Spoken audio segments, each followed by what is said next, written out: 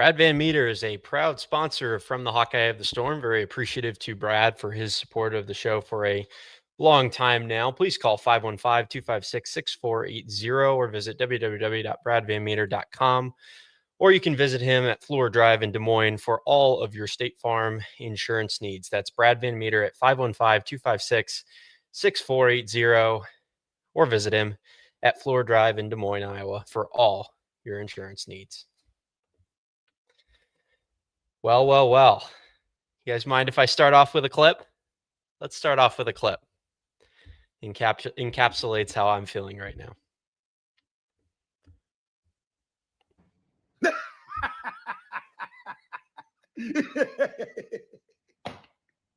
Oh my God.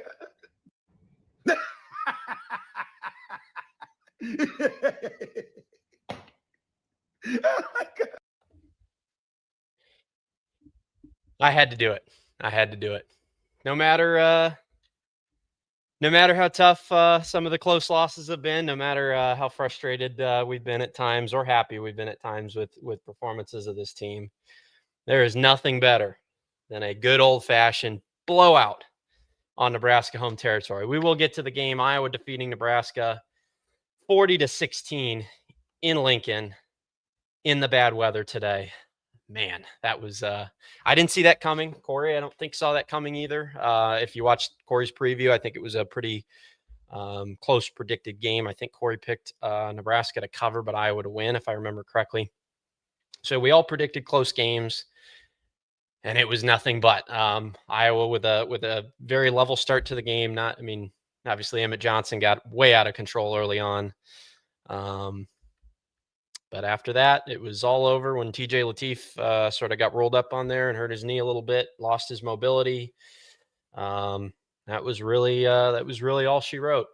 I do want to point some stuff out. We're going to get into all of your calls, chats, all that kind of stuff. Got Coach Don Patterson coming on. We got hopefully Matt Kroul coming on. Definitely got Corey joining us here later. He is, if you hadn't heard, Corey's was at the game today. So he is now en route back to his hotel, I believe, or wherever he's headed immediately after this game. So he will be joining us here shortly. But until then, we get to have some fun. I would like to say before we get into this, I'd like to say congratulations to Kirk Ferentz. Kirk Ferentz moved up on a standing today. Kirk Ferentz passed today Matt Rhule and Scott Frost in career wins at Memorial Stadium in Big Ten Conference play. Kirk Ferentz now has 7 Big Ten Conference wins at Memorial Stadium. Matt Rhule and Scott Frost in their Nebraska careers have 6. So I can't help myself. All right. Well, thank you to Brad for sponsoring. We'll get to some of our other sponsors here at some point later on. But man, what a victory! What a game! What a way to end the regular season. Very much needed after last week's lethargic, slow, very disappointing performance, I would say, at home against Michigan State on senior night.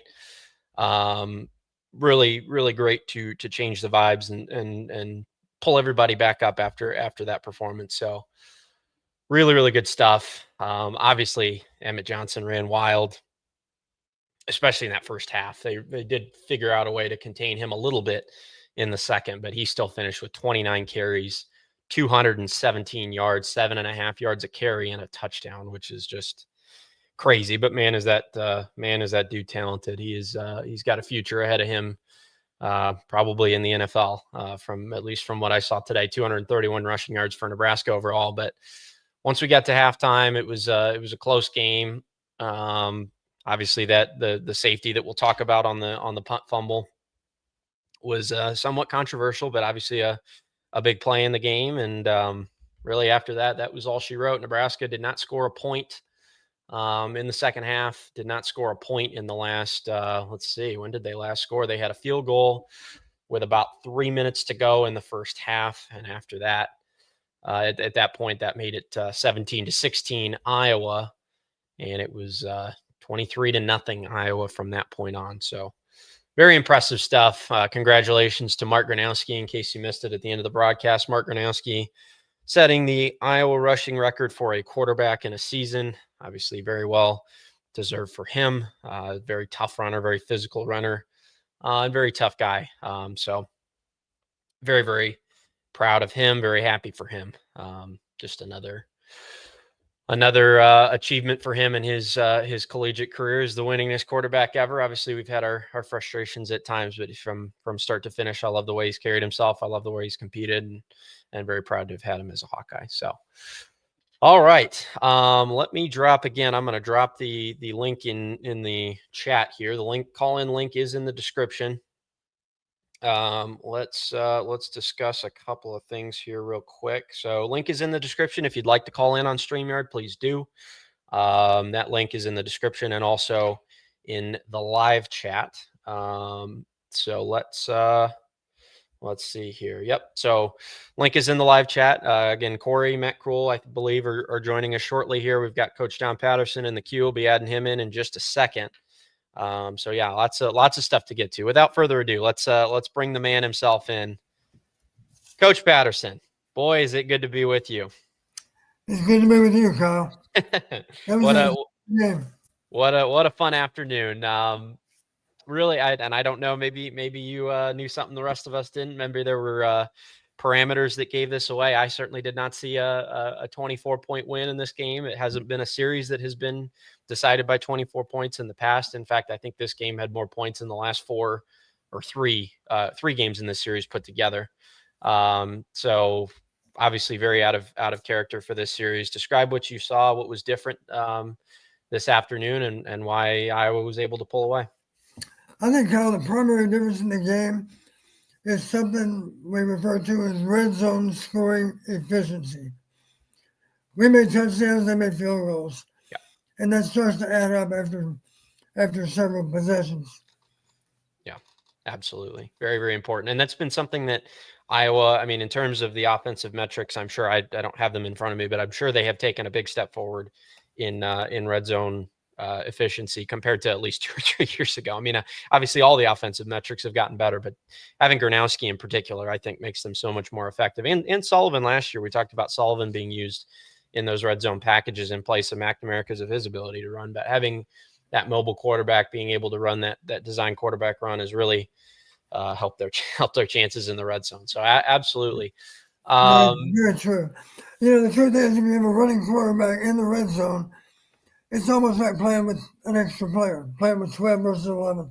Yeah, absolutely. It's just, and it's another thing for the defense to watch. It's another thing for them to look after. Sometimes a linebacker's taken up completely by a quarterback spy that would otherwise be in some kind of zone coverage or man coverage. So just an advantage all around. Talk about Emmett Johnson for a second, Coach. Man, what an impressive player. There wasn't, certainly in the second half wasn't much to speak of for Nebraska out there altogether, but man, what an impressive running back, what an impressive runner, some impressive blocking too in that first half. What was he able to do in that first half, and how did Iowa contain him later on? A determined runner, slippery, has a good spin move, good balance. I think our defensive players would tell you he's really good, but we made him look better than he really is.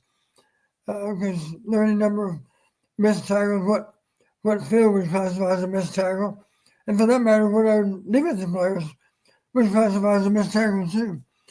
But he's not your average back, and he's part of the reason for those missed tackles. So there's blame on our side. There's a lot of credit deservedly on his side for how well he's played. Absolutely. All right. Again, we will have Corey joining us here in just a moment. Matt Kroul as well, hopefully later on in the show as they make their way back to their home bases. At this time, I'd like to do our RTI Threads player of the game and our big play of the day. I'll see if everybody agrees with me on this. This could be interesting. I think there was a number of candidates today, both offensively and defensively, but for RTI Threads player of the game, I am going to go with Mark Gronowski, 9 of 16. Passing, 166 yards, 64 yards rushing, and 3 total touchdowns. I thought as shaky as he was against Michigan State, he was every bit as solid today, especially, early on in that game too, with Nebraska running the ball well. Defensively, they look pretty solid, obviously very highly lauded pass defense. That was something that could have gotten out of hand more than it did, but a couple of very solid, obviously Weegin's return helped quite a bit, but some solid drives for Iowa, 51-yard touchdown drive and a 75-yard touchdown drive. And it just looked like Mark slowed down a little bit more than he has and took control of the reins and really made sure that things didn't get out of control. So thoughts on that, Coach? That's the direction my head went. Well, I think one thing that sticks in my mind, whatever his official numbers are, you have to realize there were 2 or 3 throwaways in there too. Yes. 2 avoid sacks. He threw the ball away as he should. What I couldn't help but notice is he was really elusive. He pulled through a lot of arm tackles. Even if they knew he might run naked, they still couldn't contain him because he ran over a few guys and slipped a few tackles and just played a very, very solid game. I'm really happy for Mark. I think that's probably the best game he's played all season. I would agree, and really never put the ball in jeopardy too. Not very, very careful with the ball, which is obviously important in rivalry games. Yeah, and his mobility in the pocket was just such. I mean, even his rushing was one thing, but his mobility in the pocket to avoid sacks a couple of times where somebody actually, the right defensive end for Nebraska actually missed him on the way by, and so Mark steps forward so he misses him on the way by, and then he steps sideways and missed him again. I mean, that's just huge to turn some of those play. And then he finds Vonami on the late outlet pass a couple of times there where Vonami was blocking and then leaked out later. Those are just huge plays that in the past would have been, 6-yard losses and turned into 7-8 yard gains. Those drive killers turning into positive first, second down plays. Those are really, really important. So RTI Threads player of the game, Mark Gronowski, really happy for him. Been up and down all year long, but love him as a person. Very, very proud to have him representing Iowa and a very solid performance on the road in Lincoln today. So let's get to Big Grove's big play of the day. Mark Gronowski, 27-yard pass to Reese Vanderzee and a spectacular catch on the right sideline. Almost got into the end zone, but then set up the Mark Gronowski. What were they? It was the Gronowski-Plowski today on the on the call. I don't know how I feel about that name, but it was a fun one. So with 13:43 left in the fourth quarter, Reese Vanderzee now in 2 consecutive weeks making 2 absolutely spectacular catches down the sideline, and that's a young man I'm really looking forward to seeing how he develops, because obviously only a sophomore, got 2 more years with us, hopefully, as long as we're able to re-recruit him. And that's obviously a big deal now in college football. They were talking about that on the broadcast, Coach. I wonder what that would have been like for you in your day. The broadcaster said Kirk had told him the game is on Friday. On Monday, we go and start trying to recruit our own guys again. I mean, that just seems it's mind blowing for somebody that's not in the sport and involved in all that, the craziness of going from, 12 very, very brutal weeks of practice and prep and trying to execute and pressure in different, home and road environments. And then you have to flip that switch immediately and go straight to recruiter mode, 2 days after the season. That's got to be just a, very, very tall task for a staff. Yeah. What comes to mind for me, Kyle? All the coaches have to deal with trying to figure out how to prevent you from losing some of your better players. But to me, it always gets back to what kind of culture have you established? What kind of young men have you recruited? Because if it's all about the money, you're going to lose too many. But if you have the right culture, they'd like to be rewarded for their efforts, but it's not all about money. That's the point. They would gladly take less money to stay here in Iowa because it's not all about money, knowing that if they take a little less money, then that provides more money for you to have better teammates.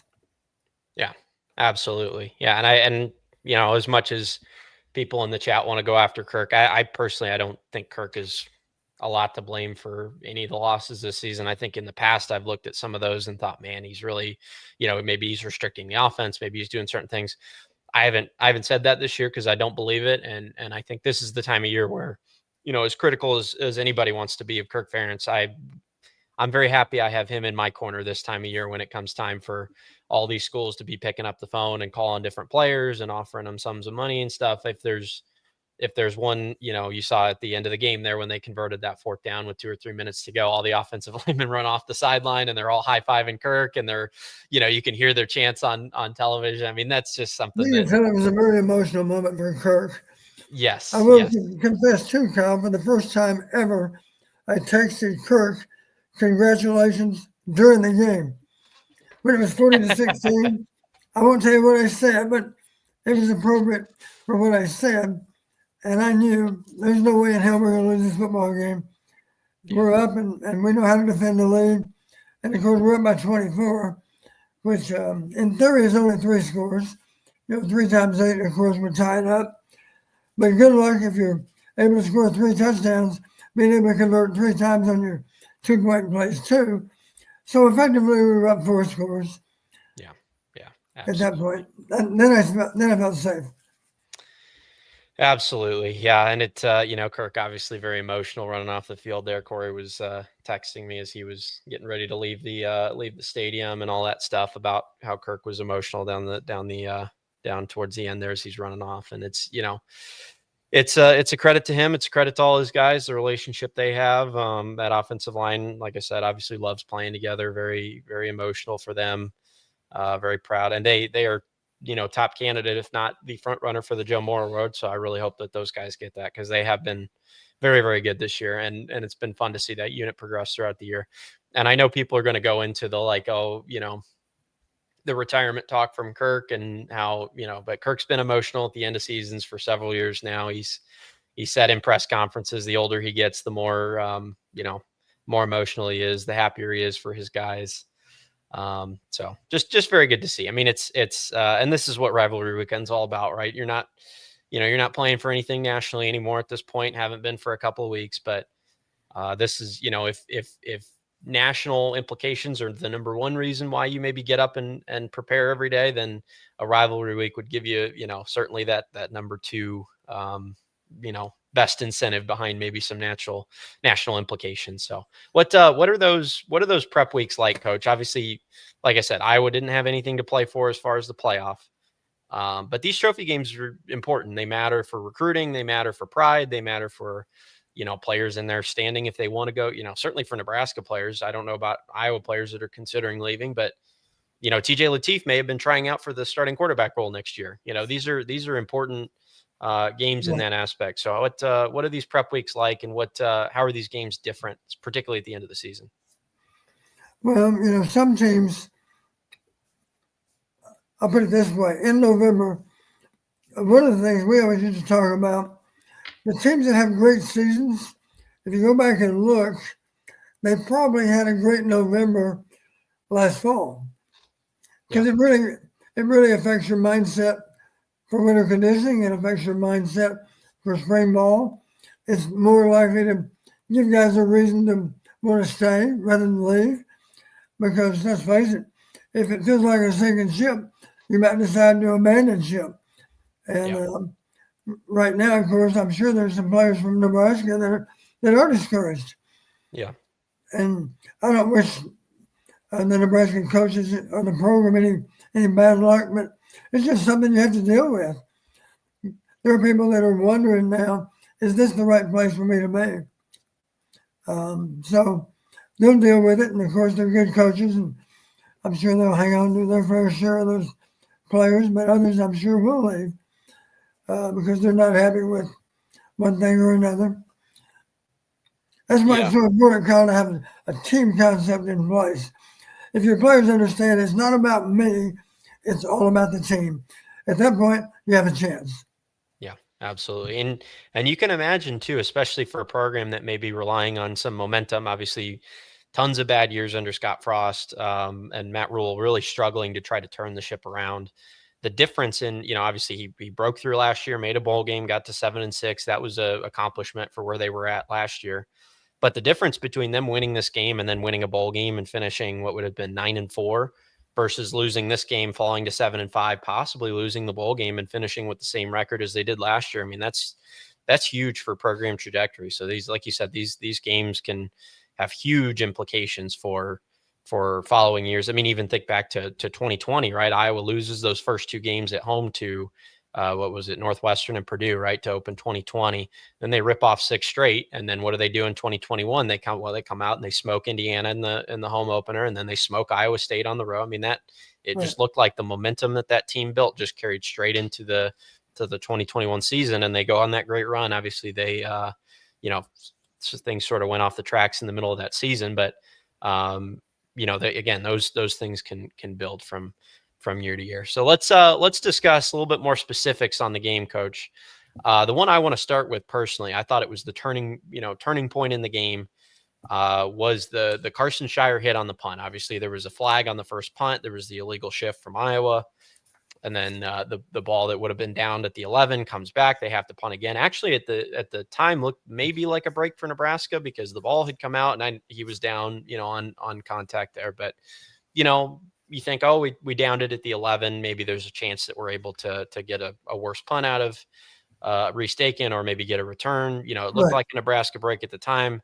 And then Carson Shire lowers the boom after I can't remember the punt returner's name, but he drops the muffs the punt, picks it up.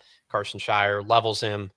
It's into the end zone, almost an Iowa touchdown, but it is a Nebraska safety. Iowa gets the ball back. So I have a couple questions about that. Number one, Okay. I don't know, and this is me again. I didn't want it to be called, but I was confused on that targeting ruling. I saw that replay, crown of the helmet, looked like semi-forcible contact to me. I was confused as to why that wasn't targeting personally. I don't know what your thoughts were on that. Again, I didn't want it to be targeting, but if you took the colors off the jerseys, I probably would have said, yeah, that's targeting. What'd you see there? Did you think that was targeting? Was it the correct call? Well, it certainly could have gone either way. I wish they would simply say, can you determine that it was a malicious hit? Yeah. And I would say that was not a malicious hit. The intent was not, let's see if I can decapitate the guy. That wasn't Carson's point. Yeah. But he did drop his head down and he hit with the front part of the helmet here. Mm-hmm. I used to always talk to him about hitting with your eyes up. If you hit with your eyes up, of course, you're not hitting with the crown of your helmet. And you see what you're tackling a lot better if your eyes are up. Yeah. And of course, if you club your arms. But that was one that was close to being targeting. I think what saved the day is it didn't appear to be malicious. And you never hear them use that word malicious. I wish they would, because I think that would define a lot of things. Yeah, absolutely. What is his intent? Is his intent to injure the player? Of course it's a flag. Yeah. If it's just playing football, which is what I think Carson was doing. Yes. And that's not my contention with the call, I guess, because again, if you took the rules out of it, if you took the wording, I guess, of the rule out of it, then I wouldn't have said anything. But again, when they put those words up on the screen and they say lead with the crown of the helmet, forcible contact, to me it meets the definition of that. But it was a football hit that happened to use the crown of the helmet rather than a crown of the helmet hit that happened to be in football, I guess. And it wasn't the very top of the helmet, of course, but it wasn't. No, the front top. And in your day, I'm sure they would have called that a great hit, right? I mean, that was a great hit back when you were coaching. Yeah, I mean, I remember watching, even when I was a kid in 2008, watching AJ Eads tackle like that, or somebody, some of our linebackers in the not, so distant future, they used to tackle just like that. Nobody said a word, but now. Well, truthfully, in the old days, I'm sure there were more than a few coaches that talked about targeting with your helmet, and now they've had to revise it, talk with your shoulder pads, not your helmet. Yeah, definitely. So that was absolutely a huge turning point in the game. A couple other ones that I thought were plays by Watson and Lutmer in the corners of the end zones to break up touchdowns. Can't say enough about Zach Lutmer. He makes so many good plays, both run and pass. Yes, absolutely. Yeah. He's above average as a pass defender. He's above average as a tackler. Very sure open field tackler. Yeah. And there were several of those. I mean, obviously, Zach Lutmer is a guy that going into the season we expected a lot from, right? He was a guy that we were ready for. But Rashad Godfrey made some huge plays down the stretch. I actually thought, speaking of refereeing, I actually thought he stopped the quarterback that they had put in that was the tight end, number 10. I thought he stopped him on fourth down. I was surprised they didn't review that. But then, of course, he got his he got his karma, though. He got his karma inside the 5-yard line, inside the 2-yard line, forcing that fumble on that huge hit. I was very happy for him, too, because that's, Jalen Watson, Rashad Godfrey, maybe being put in some tough spots with TJ Hall out and Deshaun Lee, dealing with stuff or not playing well at times. So they get thrown into the mix. But it's, it's fun to see those guys after the whole scouting report probably, and the whole, thing in the media is, especially on Twitter, with some of the beat reporters, is pick on the Iowa corners, it's pick on the Iowa corners all day. And they, it's nice to see them hold their own. So those were those were two really, really good plays. I was a little bit nervous after the safety, the two offensive drives that sort of stalled out there at what was it, 24-16 and 26-16, but obviously it didn't matter. Latif getting rolled up on there. I mean, talk about the impact that had, because once he lost his mobility, lost his legs, there were a couple times when they ran bootlegs in particular. Now, Iowa was very, very good at defending the bootleg today. But a couple times in that third quarter and fourth quarter that he rolled out on the bootleg and had chances to run for first downs and threw incompletions instead. He airmailed a couple of guys. Talk about the impact that had.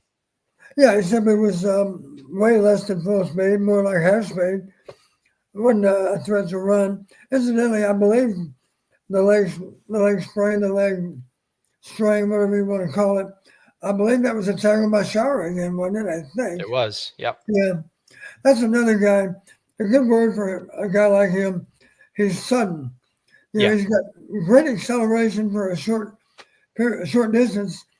And the reason it shows up, there are times when he has a chance to run through underneath a double team that's working toward him, but it's just so quick. He's in the backfield before they know it, and he ends up with a lot of TFLs as a result. Not to mention just pursued all over the field. So he's a great guy to have in the lineup. And let's not forget, he was also the coverage guy, right? On the punt. Yeah, he was. Yep, he had the big hit. So. Yeah. And that's, it's interesting watching those guys, because there are so many different ways. You've seen, guys in the past that play linebacker with, elite athleticism. That's one way to do it. You got guys like Jack Campbell that are just incredible, scouts of the game, guys that are always in the right position. I would throw Jay Higgins in that group. And then some people that do it with non-obvious athleticism, but very good quickness, like Carson does. And there's, he's been a very solid player in a position that, Iowa has, had lost a lot of experience in the last couple of years with Jackson and Jay Higgins leaving. So yeah, really, really good to see there. DJ Vanami, huge day for him as well. Only 3 catches, but really, got what he deserved got every last yard out of those 3 catches, one going for around a 30-yard touchdown, the 43-yard catch later on in the game. Talk about him and his presence. He's somebody I'm very excited about for next season coming back. Really, it looks like a tight end that's basically just an oversized wide receiver running routes. Well, in the first meaningful conversation I had with DJ was just this past Tuesday. And I've watched him, of course, and was impressed with what I'd seen. So I simply told him the truth. I said, DJ, I don't know if you're aware, but I used to coach tight ends long before you were born. But you know who Marv Cook is? And he's like, oh, yeah, I know Marv Cook is, coach. I said, well, I was lucky to coach Marv. And one of the things I like about the way you play, and I use this example, nobody would describe you as lumbering down the field. You're sprinting down the field. Mm-hmm. You're sprinting because I've got the capacity to turn a short catch into a long gainer. And you saw him do it again today. And let's give Tim credit. That was a wonderful call down the goal line for the first touchdown. Yes. Because it was a double cut to a tight end. It was a stop and go to an inside receiver, and the guy didn't dream that it might be a double cut. But it was. I mean, you're not going to scout tight ends for routes like that. And that's not something Iowa had shown all year too. That was something I assumed Tim had been hiding waiting to pull out. But man, DJ was the perfect guy to run that route. That was a beautiful route. Very well run. Did a great job of selling the stop. 100%. Yeah. And then when he freed up, he was free as a bird. It's that, that beautiful art in route running of waiting when you sell those fakes, waiting until you're in the guy's blind spot and then you're going. It's not a short stop and go. It's a stop, wait for him to turn, and then he was gone. And the guy tends to rush it. You have to explain to him you got to sell the underneath cut. That gives you the better chance over the top. If you rush it, they're not going to bite.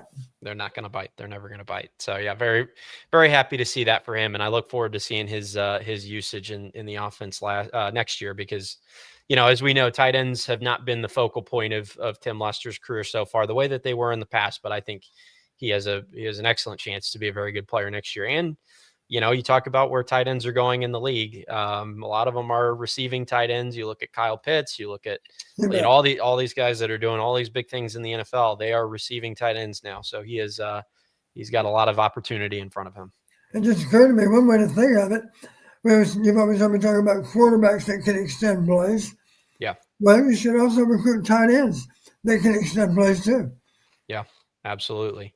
And there's multiple ways to do that too. I mean, the blocking and then the late release for the catch in the flat's one way to do that. And then taking the top off the defense is another way to do that with speed. So yeah, very impressive. Another thing I wanted your thoughts on, we will get to our callers here in just a moment. Again, the call in line for Discord is in the chat. I'm going to throw it in there one more time to kind of get us a little bit of a line going here. So please do call in. And Corey will, I'm sure, join the conversation here shortly. So at that point, the phone line will be open. We're not going to spend a whole lot of time on it probably in calls today, just because it didn't turn out to be all that impactful. But that kickoff early when Caden Weegan elected not to field the kickoff, obviously a very unlucky bounce. I mean, basically was it looked like it went backwards. It looked like a long onside kick. That's effectively what it ended up being. It was. I was going to say it looked like some of your 9-irons.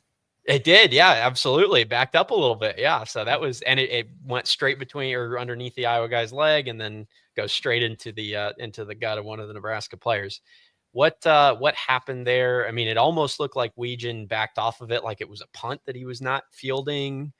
But obviously on kickoffs, regardless of if Iowa touches it, that's a live ball. Iowa doesn't need to touch it for it to be a live ball. My guess is he was simply expecting that it would take some kind of bounce toward him rather than away from him. Yeah. Kind of hard to imagine. In almost every case, the ball will bounce. It's got momentum down the field. Typically, it will bounce toward the goal line. But in that case, it didn't. Yeah, and I can't remember. They were into the wind at that point too. So could that have had something to do with it or no? Yeah, let's talk about the wind for a little bit. Yeah. Because I was aware that the wind might shift during the game even, but I checked at the half because second half obviously the game was very much in doubt at the half, and it was listed at the time when the half ended. It was east-southeast at 10 to 11, and they listed it east-southeast really for the rest of the game. No shift for the next 2 or 3 hours. But the thing that I thought was interesting, I was surprised based on the weather. I fully expected if they took the ball, I would have expected us to take the wind, and I presumed, based on the cold air, that there was some kind of wind advantage out of the north. But as you know, we kicked to the north. We defended the south goal, and Kurt was right. For what it's worth, a slight crosswind helping you to kick from the south to the north. And that's what we did. And I don't think the wind was much of a factor. I don't think it ever kicked up. Yeah. I realize that stadium's a little windier than most because on the four corners, a little bit like Kinnick, a little easier for the wind to enter the field of play. Yeah, it's not a complete bowl. Yeah. Yeah. Yeah. But it didn't seem to affect. I think the kicks in general went a little further to the north. Didn't seem to affect punting that much. Yeah. There was an interesting comment and certainly resonated as somebody that's watched Mark throw into the wind and downwind a couple of times this season. The guy in the broadcast made the comment that as a passer, you almost don't mind being into the wind as long as it's not too big of a wind, because when it's downwind, the ball tends to sail versus at least when it's into the wind, you kind of know you have to cut through it. What is there truth to that? How do you feel about that statement? No, there's some truth to that. I don't want to throw into a lot of wind, but as long as it's steady, it's not gusting. I think you do think your mentality as a quarterback is I got to be sure to have a really tight rotation on my passes into the wind, because otherwise they won't cut through the wind like they need to. So you're really focusing on throwing nice tight spirals, and if you're doing that, and the ball's out on time, then it's still on target when it needs to be, and the wind doesn't have a great effect. Just like a field goal kicker, Drew's a good example. They made the comment today. They said the wind is not so significant that kickers are going to worry about kicking in the wind. Obviously, you worry about crosswinds more than anything else. But the kicks I recall, in general, it seemed like they weren't very affected by the wind. You didn't see them blowing really hard to the left or right. Yeah. Yeah. And if anything, kicks into the wind would show that more. So it would, it would be, if there was a lot of wind, to some of those into the wind kicks would have showed it. There's no way they would have cut through every single wind. I do want to point out, before we get to our first caller here, please do call in. I've sent the link in several times. The link is in the description as well. If you'd like to talk to us, ask Coach a question, pick the brain of our guest on the show here, please do that. Sam Corbin says, I'm really happy to see the passing game work against a really good secondary. I'm seeing potential. That was a big point of emphasis in the, sort of build up to this game was, after Michigan State, after a tough night throwing the ball, facing the number 2 secondary in the country, at least from what the stats would say, or, maybe not the number 2 secondary, but in pass yards a game, they were number 2. So, very interesting to see today, because I don't think anybody would have looked at the numbers and said that Mark actually set the table for the run game today, because it was the run game that started slow and the pass game that started fast. Right. And really passing set the Hawks up to run the ball today.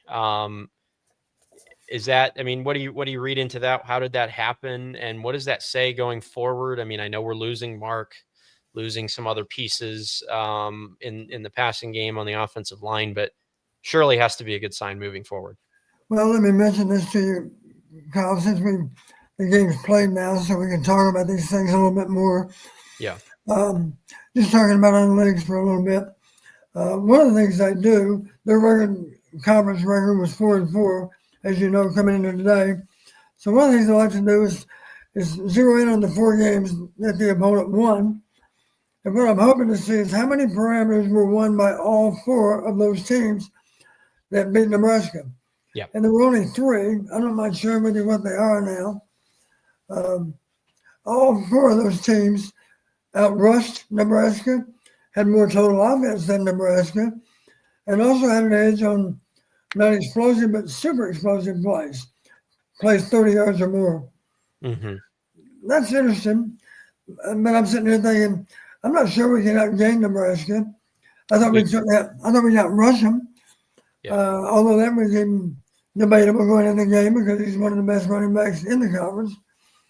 But I thought they were a little vulnerable in the run, primarily based on the Penn State game. Penn State ran the ball down their throat, more or less. Yeah. But maybe more interesting than zeroing in on the 4 games that they lost, I looked at all 8 games they played in conference. Yeah. And same basic exercise. I look at all 8 games, 25 parameters per game, and ask the question, who won the parameter, who won the game? And you know what I'm hoping to find? I'm hoping to find some parameter that's 8 for 8. Yeah. Yeah. Well, there were 9 that were 8 for 8. But there were 6 of them that were 7 for 8. Okay. 7 for 8. Let's talk about them a little bit because you'll find it interesting.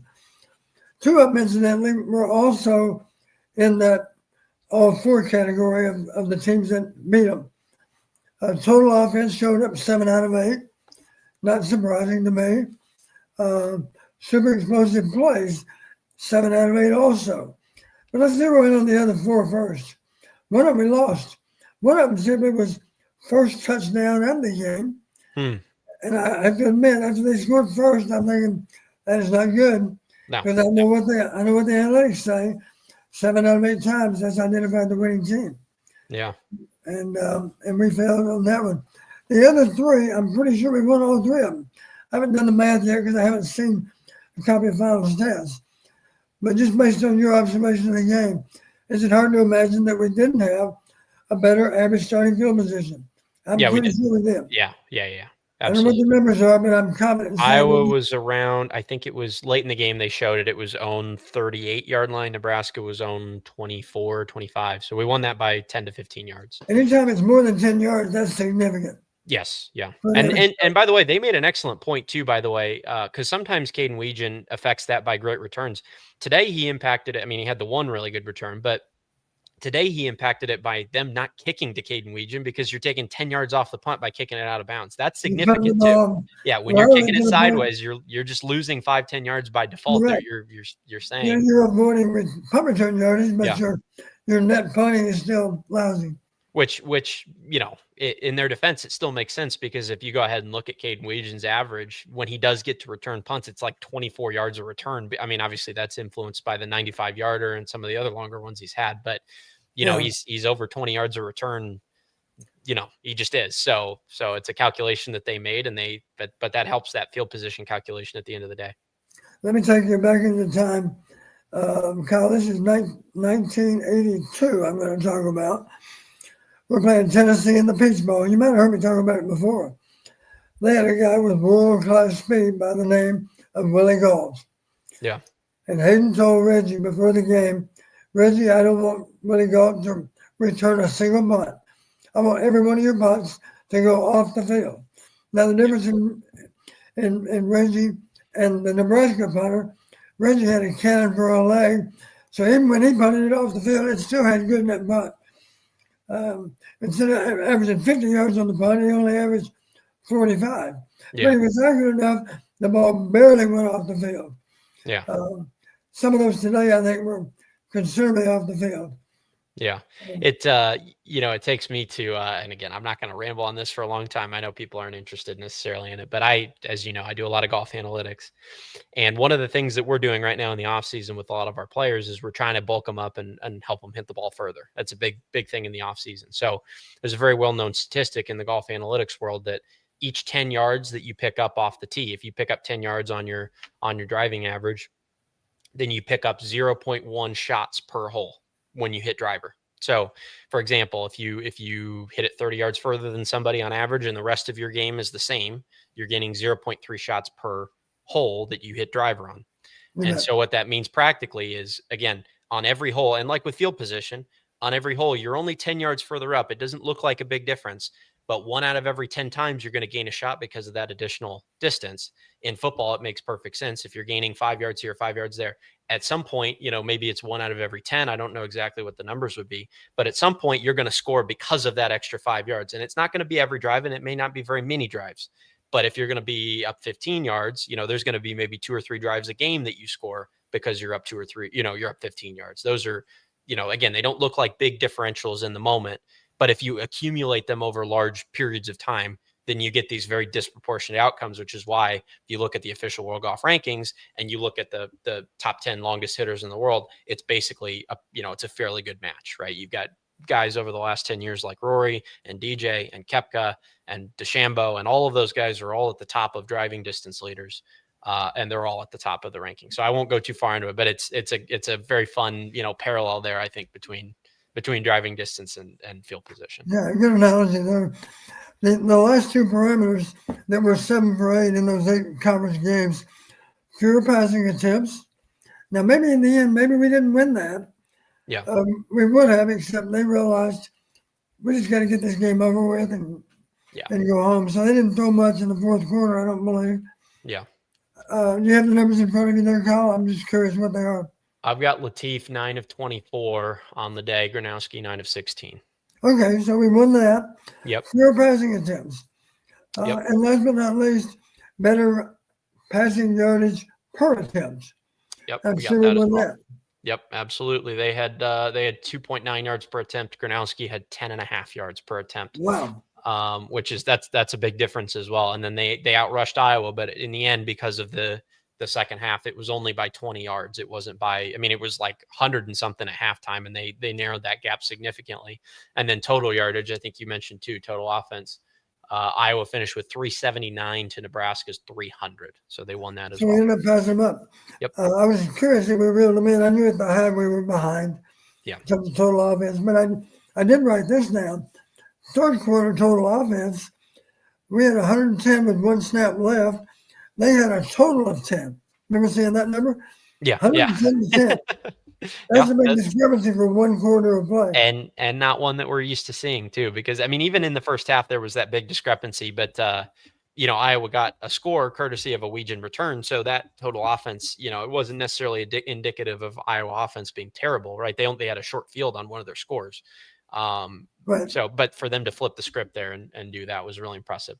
Let me get to a sponsorship plug here, and then we're going to add the man that everyone's here for besides Coach Patterson into the call here.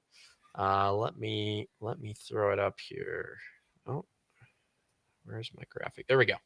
We've got Iowa Smokehouse. Iowa Smokehouse has been a sponsor of the show for a long period of time now, but they've got a code Hawkeyes for 15% off your entire order. Please visit iowasmokehouse.com. Use code Hawkeyes for 15% off of your entire order. Great way to finish off football season as we get to conference championship games. People are watching bowl games, NFL season. You got basketball, great snacks.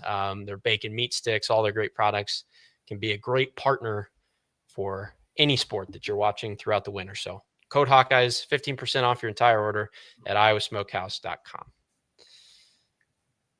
All right. How are we doing, Corey? I'm good. How are you guys?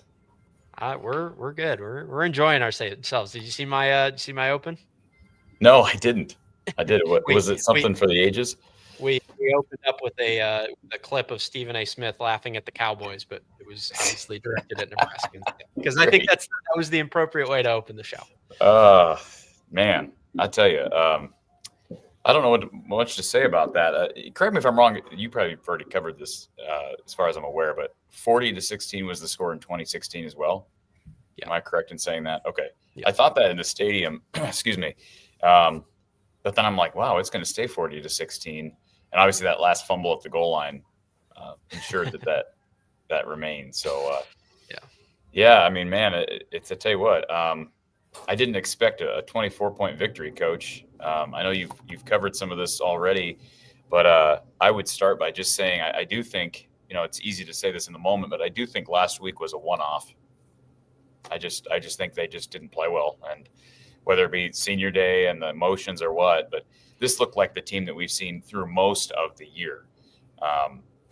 Opportunistic as all Iowa football teams are, making the plays up front, dominating the line of scrimmage when they've needed to. I mean, they still got outrushed by Nebraska, which is an amazing stat. Emmett Johnson was really the only guy that kept Nebraska in this game, and credit to that Nebraska O-line. But I guess that's my first question for you, Don.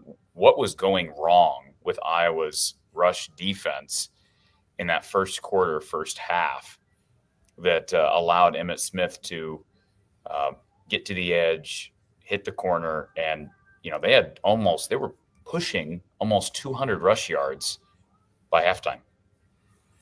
It seemed like in general they weren't necessarily designed as bounce plays, but I think they hurt us the most by starting up inside and then ended up outside with the ball. I think some of the time you were having receivers that were maybe pushing on the corner, but then cracking on Xavier in particular. He's such a good tackler. They were neutralizing our safeties a little bit with receiver blocking and leaving the corners unblocked. But of course, the running back's good enough. He's got to get on the ground regardless of who you are. And they did a good job between the tackles too. He's a pretty slippery runner. I gained an appreciation for him because there were times when I thought that's a missed tackle any way you slice it. But to look at it from a Nebraska perspective, it was a really nice run. So they did a good job after contact, I'd say. They slipped a lot of tackles and made extra yardage here and there. And we just had a hard time defending them, especially on the perimeter. It seemed to me they hurt us most on big plays to the perimeter of the field. We lost leverage a couple of times with our outside defender that clearly should have been outside leverage. The ball was up inside, but now the ball bounced outside. Yeah. And now when that defender gets outflanked, now the race is on. That's You saw what I that a was gonna couple of say, times Coach. too. Is it reminded me of like some of the Saquon Barkley game. It's like they call an inside zone play, and there's a defensive lineman on the edge there that has the contain assignment, and then Saquon went into the middle of the line. And it's like, okay, well now I'm not worried about contain, so they break to the inside to try to make the tackle, and all of a sudden Saquon just turns it into a 50-yard run down the sidelines. I mean, it was like over and over and over. It's like Emmett Johnson run inside, and then he gets stuck Yeah. at the line of scrimmage, and he's bouncing to the outside, and then he's 20 yards down the sideline. Yeah, we can talk about it being easy to maintain your leverage, but against a good back, it's not that easy. You better be minding your P's and Q's to be able to do it all day. Yeah. What'd you think of Mark tonight, Don? Yeah, I said earlier to Kyle, I said, I think it's probably the best game he's played all year. Yeah. I just thought even the first half, I was making the comment when they were kind of struggling. I mean, the Nebraska, from a statistical standpoint, what I'm amazed by is they are heading into this game. The numbers say they're the second best pass defense in the country. If you're just looking at yards per game through the air. Now you're shaking your head. Why are you shaking your head? Well, first off, it's based on 11 games, not 8. Right. And so, yeah. One of those. But I mean, if you look at the stats, I went through each individually. They had a bunch of quarterbacks that they held under 100 pass yards this year. Even in the Big Ten, you mean? Yes, absolutely. Yeah. And they were too. Not bad quarterbacks. Jaden Maiyava, Don. Jaden Maiyava. They gave Jaden Maiyava fits that he was 9 of 23 through the air when he visited Lincoln. Well, and I do think, although the weather was certainly better when SC came to town than it was today, but I do think it's not easy to beat them in Lincoln. I think they're a little bit of a different team on the road. Yeah. They certainly played well against SC. Played well. I remember Northwestern game, a road game, but they still beat Northwestern in a tight game. But the point is they held Northwestern down. I do remember that. Northwestern was only in the teens, as I recall. What I liked about Mark today, he really showed a lot of poise in the pocket. He was able to buy a lot of time by breaking some tackles and moving around. Never seemed to go into panic mode. He kept looking, and oftentimes he found someone. And if he had to pull the ball down and run with it, of course, we know he's pretty effective there too. A time or two on naked, they had him dead to rights, and he just ran through them. Yeah. Skipped the tackle. I made the comment in the first half. And by the way, we were around a lot of Nebraska fans. Everybody that I talked to is very nice. So I know that a lot of Iowa fans. Don't say that, Corey. Don't say that. I have to say that because people were very nice around me. Can we get an answer to this question? Because I'm curious about this too. This one right here. Yeah, I think so. I mean, it was no different than what we saw last week from Iowa's sellout against Michigan State. There were probably a few seats that were not filled up in the corner. That was probably bought by some business, right?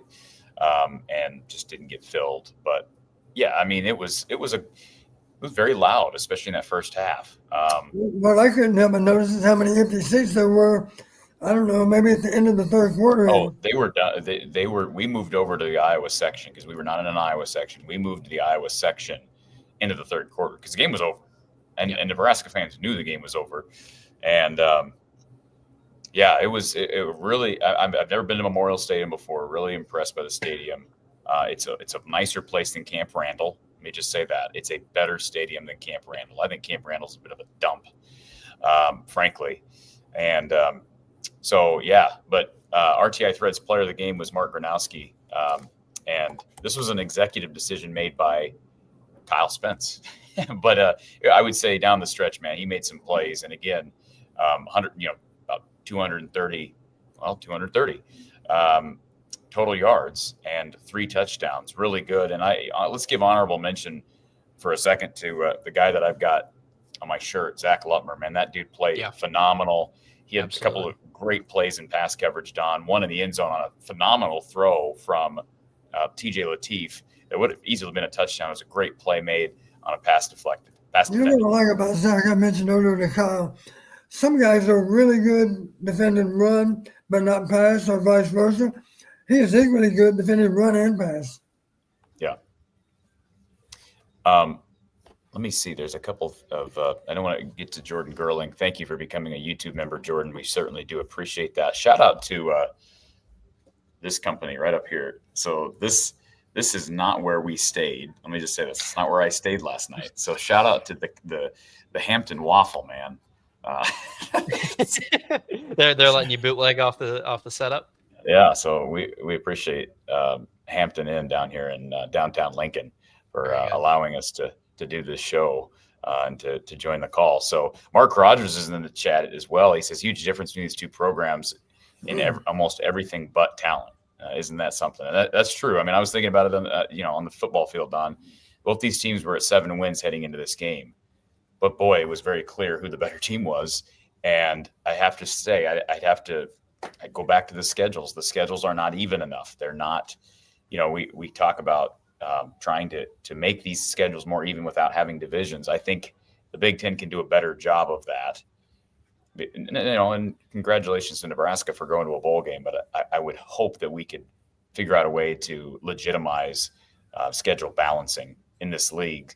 And I tell me this: what is Nebraska's best win this year? They don't have one. They don't have a best win, Don. That's the problem. I don't even know who you would throw up. I guess at Minnesota. No, they got smoked at Minnesota. They didn't beat Minnesota. You're right. I'm sorry. It's their wins are Michigan State, Maryland, Northwestern, and UCLA. So Northwestern would be their best Northwestern. Win. Yeah. And that game at home or is it in Evanston? That was at home. Home game against Northwestern is their best win of the year.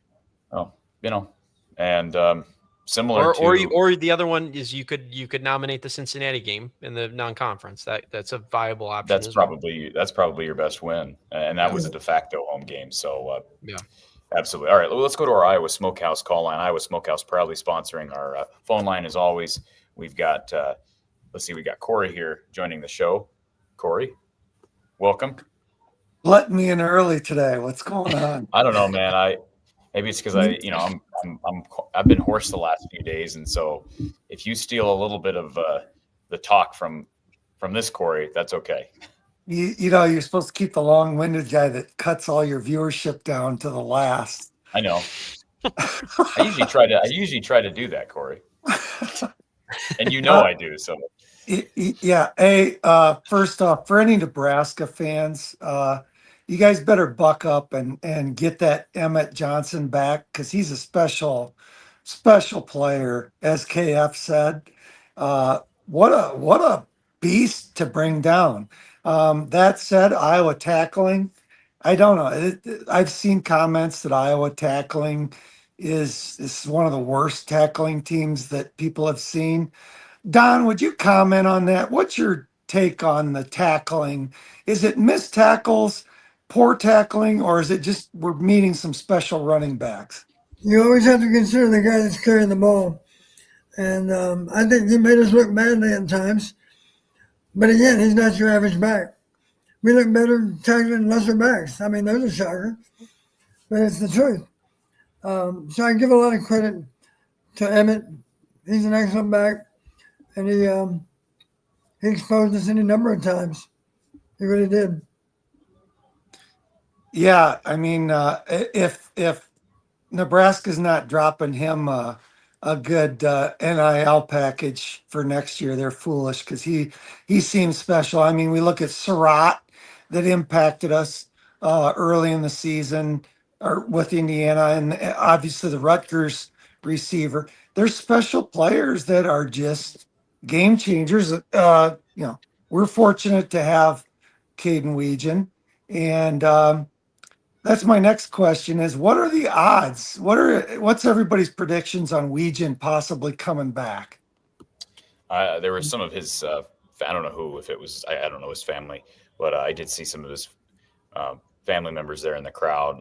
And yeah, that was what I was thinking throughout the game as well. If there was one guy that you lobby for the most, it's a special teams guy. It's Caden Weegan. So I don't know what the likelihood is. It may be more so of a legal situation, right? With the Pavia thing. I don't know where that stands. Kyle, you seem to follow that stuff even more than I do. No, there's no decision yet. Yeah. So I don't know. I think if he knew he could come back, my guess is he could get enough NIL to where it'd be better for him because he's still undersized. And I still think it's going to be hard for him to play receiver in the league. And let's be honest, he hasn't proven anything as a receiver. We have yet to see him prove himself as a route runner and as a downfield catcher. So yeah, I mean, Don, your thoughts on Caden coming back? I mean, I know you don't necessarily have intel into what Iowa could offer him or what NIL deals would be available, but wouldn't it be a luxury to have? We don't even know for sure that he would be able to earn another year, right? That had to be a petition case. Is that right? Correct. Yeah. But honestly, we talked about it the other day, Corey. I was stating a week ago, I think he's done enough to at least be drafted. But I think right at this point, as a return specialist, late round pick, I think. Now, what do I know? I haven't talked to a single pro scout about Caden. But as you mentioned, they prefer the return guy to also be a guy that's out there playing offense or defense. Right. And right now they would say Caden's not really as prepared to be an NFL receiver as he is a returner. That's obvious. You know, I kind of compare him to, you look at the Charlie Jones situation. Charlie Jones is returning punts for the Bengals, if I'm not mistaken.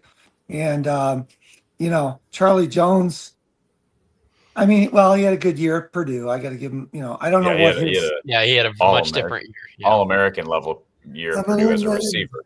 1,000-yard year, right? Yep. Yeah, so, okay. But when you look at how he's being utilized, he's mostly being utilized in a specialist position in the NFL. And so you look at, I mean, who would you take, Charlie Jones or Caden Weegan for your kick and punt returner in the NFL? As a receiver, I'd take Charlie Jones. Yeah, I was as a return guy. I agree with you. I don't think there's anybody in college. Well, there isn't anybody in college football that's as dynamic as Caden Weegan, Corey.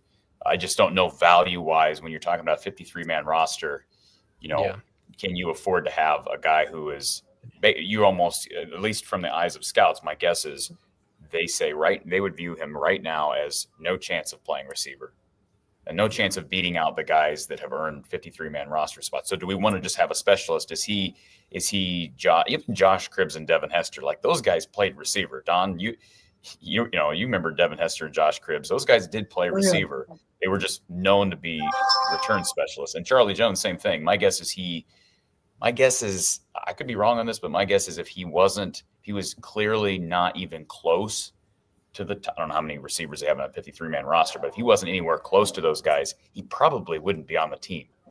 My guess is he's still a depth piece at receiver, even though he's not starting. So if Caden could just prove himself that's when I thought of him coming back. If he could just prove himself as a decent threat with his hands, route running ability, etc., then I think then his value goes up to a Charlie Jones potential level. And Charlie Jones, like you said, he's carved out a nice niche in the NFL. Yeah, you know, you look at him. I mean, he's effective on like a wide receiver screen, or you throw it out, and you got doubles or trips out there, and you got a couple receivers blocking for him, and he gets that out route or whatever. But if he comes back, it's a win-win for him. He's going to get NIL money. I mean, it'd be foolish not to give him a significant NIL package to come back. And secondly, he boosts his draft stock immensely if he can prove some down the field route running capability, which there's no reason that he can't do it. To me, it's a win-win. It would be a no-brainer for everybody. I'll sign the petition. Let's go. So, but I wanted to comment on, look at that red zone offense contrast between Nebraska and Iowa. Look at the success. And, you just look at Mark Gronowski, and it's like he doesn't flip the switch until it's condition critical or it's in the red zone. And then all of a sudden he has a personality change, and it's like, okay, flip the switch. Don, can you comment on what type of quarterback can you equate to a Gronowski, where when it's crunch time and it's go time, they just flip the switch? Because to me, Gronowski is that guy. Who else in the Iowa Hawkeye folklore could you equate to doing that, similar to a Gronowski? Because he's just a gamer a winner. And when it's time to win, he wins. Well, a guy that played for Kirk I remember well is a guy named C.J. Beathard. I thought C.J. Beathard and Mark, he's a different body structure than Mark, but they played with the same good poise under pressure, I think. I like Beathard when the chips were down, in a pressure situation. I thought he handled those well. And I believe you'd have to say today, Mark played with a lot of poise. We're on the road in a hostile environment. He was still cool under fire. He really was. You never felt like he was about to go into panic mode, because he was still processing and assessing how to get out of this jam he's in. And you might wish that he could run faster, but the bottom line, he makes good decisions. Today he made a lot of good decisions. And that helps us to move the ball and gain first downs. And I was proud of him for how he played today. I thought it became obvious. He's played a lot of big games, and I know you say FCS is not the same. I'm sorry, if you're playing for the national championship, it's a big game. Or for that matter, playing to get to the national championship, there's another big game. So, Mark plays with good poise, and I think he played one of his best games today as a result. Yeah. I just saw this. I wanted to hit this comment before we get too far off the subject, Corey. Is there any chance Gronowski could petition? No, he can't. The lawsuit is about NAIA status and community college status if you played at those levels. Can I just say real quick, the only way that I believe, I'll go back and look at his eligibility. The only way that would change, Gronowski would get another year, is if they go the whole 5 for 5 thing. Like if they just start saying guys get 5 years. That's the only way he comes back. Yeah. I believe he hasn't taken a red shirt, right? No, he had a medical. That's all. Well, no, but the medical that would disqualify him, correct, Don? So my question is, when did this clock start? In other words, is this a 5th year? If this was his 5th year, then he's done no matter what, is what I'm saying, Kyle. Right. If this is his 4th year, 21, 22. Let me go to his. They played the spring season in the FCS in 20. He played in 2020. He didn't see the field in 21, and then he played in 2, 3, 4, and 5. So he's done. So he's done no matter what. So unfortunately. He's finished. And I do think it's unfortunate that people who were frustrated by Mark Gronowski and his arm this year. I mean, I agree with Mickey. I do too. Mickey gal. She says, I will miss Mark Gronowski. He was fun watching him. Yeah, I mean, say what you want. I mean, he was not consistent enough. Nobody denies that. But, man, I'm thinking, they got a bowl game still, but reflecting on the last 12 games compared to how I reflected on even in years where they went 10-2 with Spencer Petras or Deacon Hill, like reflecting on quarterback play, I'm like, man, I'm going to miss Mark Gronowski. We didn't win games because of those guys. We won them in spite of them. Why do I love you saying that so much, Don? I treasure when you say that. So this is it too, because Nebraska, we're on Twitter. They're already complaining. Oh, you guys smoked us with our backup quarterback. Guys, we smoked you with Jackson Stratton and Deacon Hill the last 2 years. Don't talk to us about that stuff. And then in case you missed it, Corey, I do want to just point out, just so that you can react to this statistic. But I said congratulations to Kirk Ferentz. Kirk Ferentz moved up on a leaderboard today, in a wins leaderboard that you may not be aware of. Kirk Ferentz passed Matt Rule and Scott Frost for most Big Ten conference wins in Memorial Stadium history. Wow. Kirk Ferentz has more wins, Big Ten conference wins inside Memorial Stadium than Matt Rule and Scott Frost do. And he's only as many opportunities either. He is only behind Bo Pelini in the history of that stadium. since they built it. I can't remember the year, but this list that I've got in front of me has Bo Pelini at 12, Kirk Ferentz at 7, Matt Rule, Scott Frost, and Mike Riley at 6, and Mickey Joseph at 1. That's the list. That's the entirety of the list. Mickey Joseph? Why did you bring up Mickey Joseph? He's on the list. He's on the list. Oh gosh! But that's just funny. We have to throw those pot shots in. It's a rivalry week. All right. You're not aware of this, but this time, for the first time ever, during the game, I texted congratulations to Kirk during the game. I've never done that before. Don said it was the first time he's ever sent the message during the game. Why'd you do that? No, I didn't do it until it became 40-16. So I felt pretty safe. Okay. All I right. was just overjoyed, to be able to go into Lincoln and put them in their place. Incidentally, I was asked earlier in the week, do you have any advice for Matt Rule going into the Iowa game? And I thought for a little bit, and I said, I've got one bit of advice. Recommend to his captains that they shake hands on the coin toss. That was my recommendation to Matt Rule. You think it would have been 56-14 if they didn't shake hands, Don? It would have been maybe worse than it was for Nebraska. All right, folks, we're going to take a quick break, like a 90-second break. But I just want to throw this graphic up here to give everybody a preview for what's coming up. Matt Kroll greater than Matt Rule. So when we come back, we're going to be joined not by the lesser Matt Rule. We'll be joined by former Hawkeye defensive tackle Matt Kroll as we continue to talk about Iowa's blowout victory over the Nebraska Cornhuskers. We'll be right back.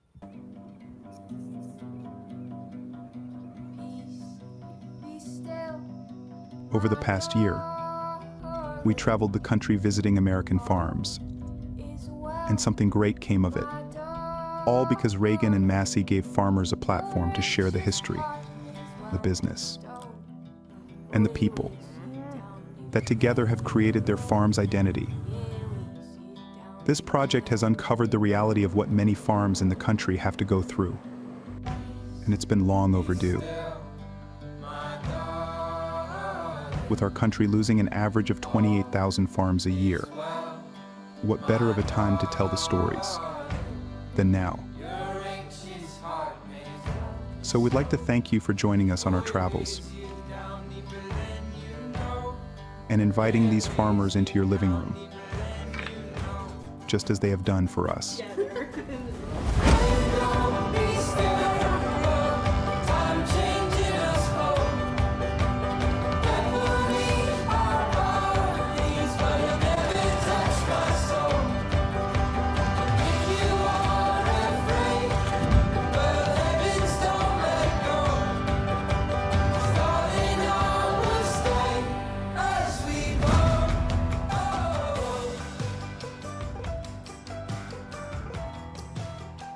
Such a cool cause. Farms of America and Media Stash, production team behind that great show. And you can check out Farms of America on Reagan and Massey's YouTube channel. It is available for free. And again, just a great watch. And what better way to celebrate an Iowa victory over the Nebraska Cornhuskers? We welcome back Kyle Spence, Don Patterson as well here to the show. All right, folks, we're going to add in none other than former Hawkeye defensive tackle Matt Kroll to the show. Matt, good to see you. Hey, we grow better corn too. We play better football. We grow better corn. I heard some of that. I heard some of that during the show. I heard some people yelling, "Your corn sucks!" I'm like, all right, whatever. Yeah, great, hey, good one, guys. That's about as worse as their "Go Big Red" chant. It drives me nuts, man. I tell you, the Go Big Hawks chants, those were, or Go Big Hawks, the Go Hawks chants, those were raining down toward the end. A great moment with the seniors and with all the guys bringing the trophy over to the Iowa section. Matt, I guess first and foremost, your initial reaction to how this game really just got away from Nebraska, and it was pretty close there early, back and forth. I was concerned with Iowa's rush defense. Emmett Johnson was making Iowa pay. He was finding – it didn't seem like Iowa was sealing the edge very well. And you're a former defensive lineman. Talk about what was going on and then how Iowa flipped the script. Obviously he's a good back. Coach said that multiple times, and you could see that on the field. But it was just one of those deals where I feel like Shire and a couple guys were maybe jumping gaps a little too much and not being patient. And, he was making us pay. But, we stayed on it, stayed after that QB2, got some hits, and you could tell he could barely kind of roll out towards the end of the game. So stuck with our game. And, as always, what Phil does at half, tightens up that defense. And, you saw the second half. So, just kept, like I said, loved it, kept to our guns and just out physical them towards the end too with the line. So, fun one to watch and, a little too many yards early on rushing, but, we stuck with it. And boy, Max Malone was fired up today. There were several plays tonight where he could have easily drawn a flag. Pushy, I mean, yeah. he was a little bit after the play. You can tell this meant a lot to him. I mean, all the seniors, right, as they go out and just big moments in this game. What a rivalry it's been, and one-sided, but it's been a close rivalry. The last time we've seen a blowout was 2017 in Lincoln, and then the previous blowout was 40-16 in 2016 back in Kinnick, and that was another really cold game in Kinnick Stadium. So early on, guys, and we haven't really ran through my notes. Don, you've got some notes, I'm sure, as well. Matt, you may also. I know the first quarter, really the thing that stood out to me was a couple of missed opportunities early. You have the Sam Phillips drop on third down along the sideline, then that massive run from Emmett Johnson. Missed tackles, missed opportunities, missed tackles. Iowa struggling to tackle. Kyle, you brought that up earlier. So I'll stop there for a second. Matt, maybe you heard us ask Coach Patterson about missed tackles, but as a former defender, what is the challenge? Does weather affect your ability to tackle? I mean, we kind of made excuses for Iowa a little bit in those rainy games because guys are slippier and it's hard to latch on to somebody and bring them to the turf. But what was going on today? Why so many missed tackles? Is it just the Emmett Johnson effect? I think a little both. I mean, but as a player, you got to get yourself ready. I mean, you've played in cold games enough now when you're a junior, senior, high school, college football. You've played enough cold games if you're at Iowa in November. So, I don't think the cold weather is any excuse. It's just kind of a different approach, maybe getting yourself a little more warmed up, maybe taking a few more, with your buddy, bouncing your pads a little bit more to get ready to go. So I don't think those guys would make excuses either. So, it's just a good back and we got to bring our feet when we're tackling. So it's just, and you saw us do that. I know I'm going off topic, but love the starters on special teams. That was awesome to see. And Shire getting that hit and Wamka making a couple great plays. I think that's awesome. I mean, that's just a testament to those guys in Iowa football as a whole. Those guys stepping on special teams and doing well is awesome to see. I still don't understand, and I just will never understand, especially if this is Caden's last year. I still don't understand teams kicking to him. Don, you're a former head coach, so I know you weren't an ST guy, but at some point, I mean, they figured it out, just like kind of Michigan State figured it out at times. But is it just hard to do that in every situation?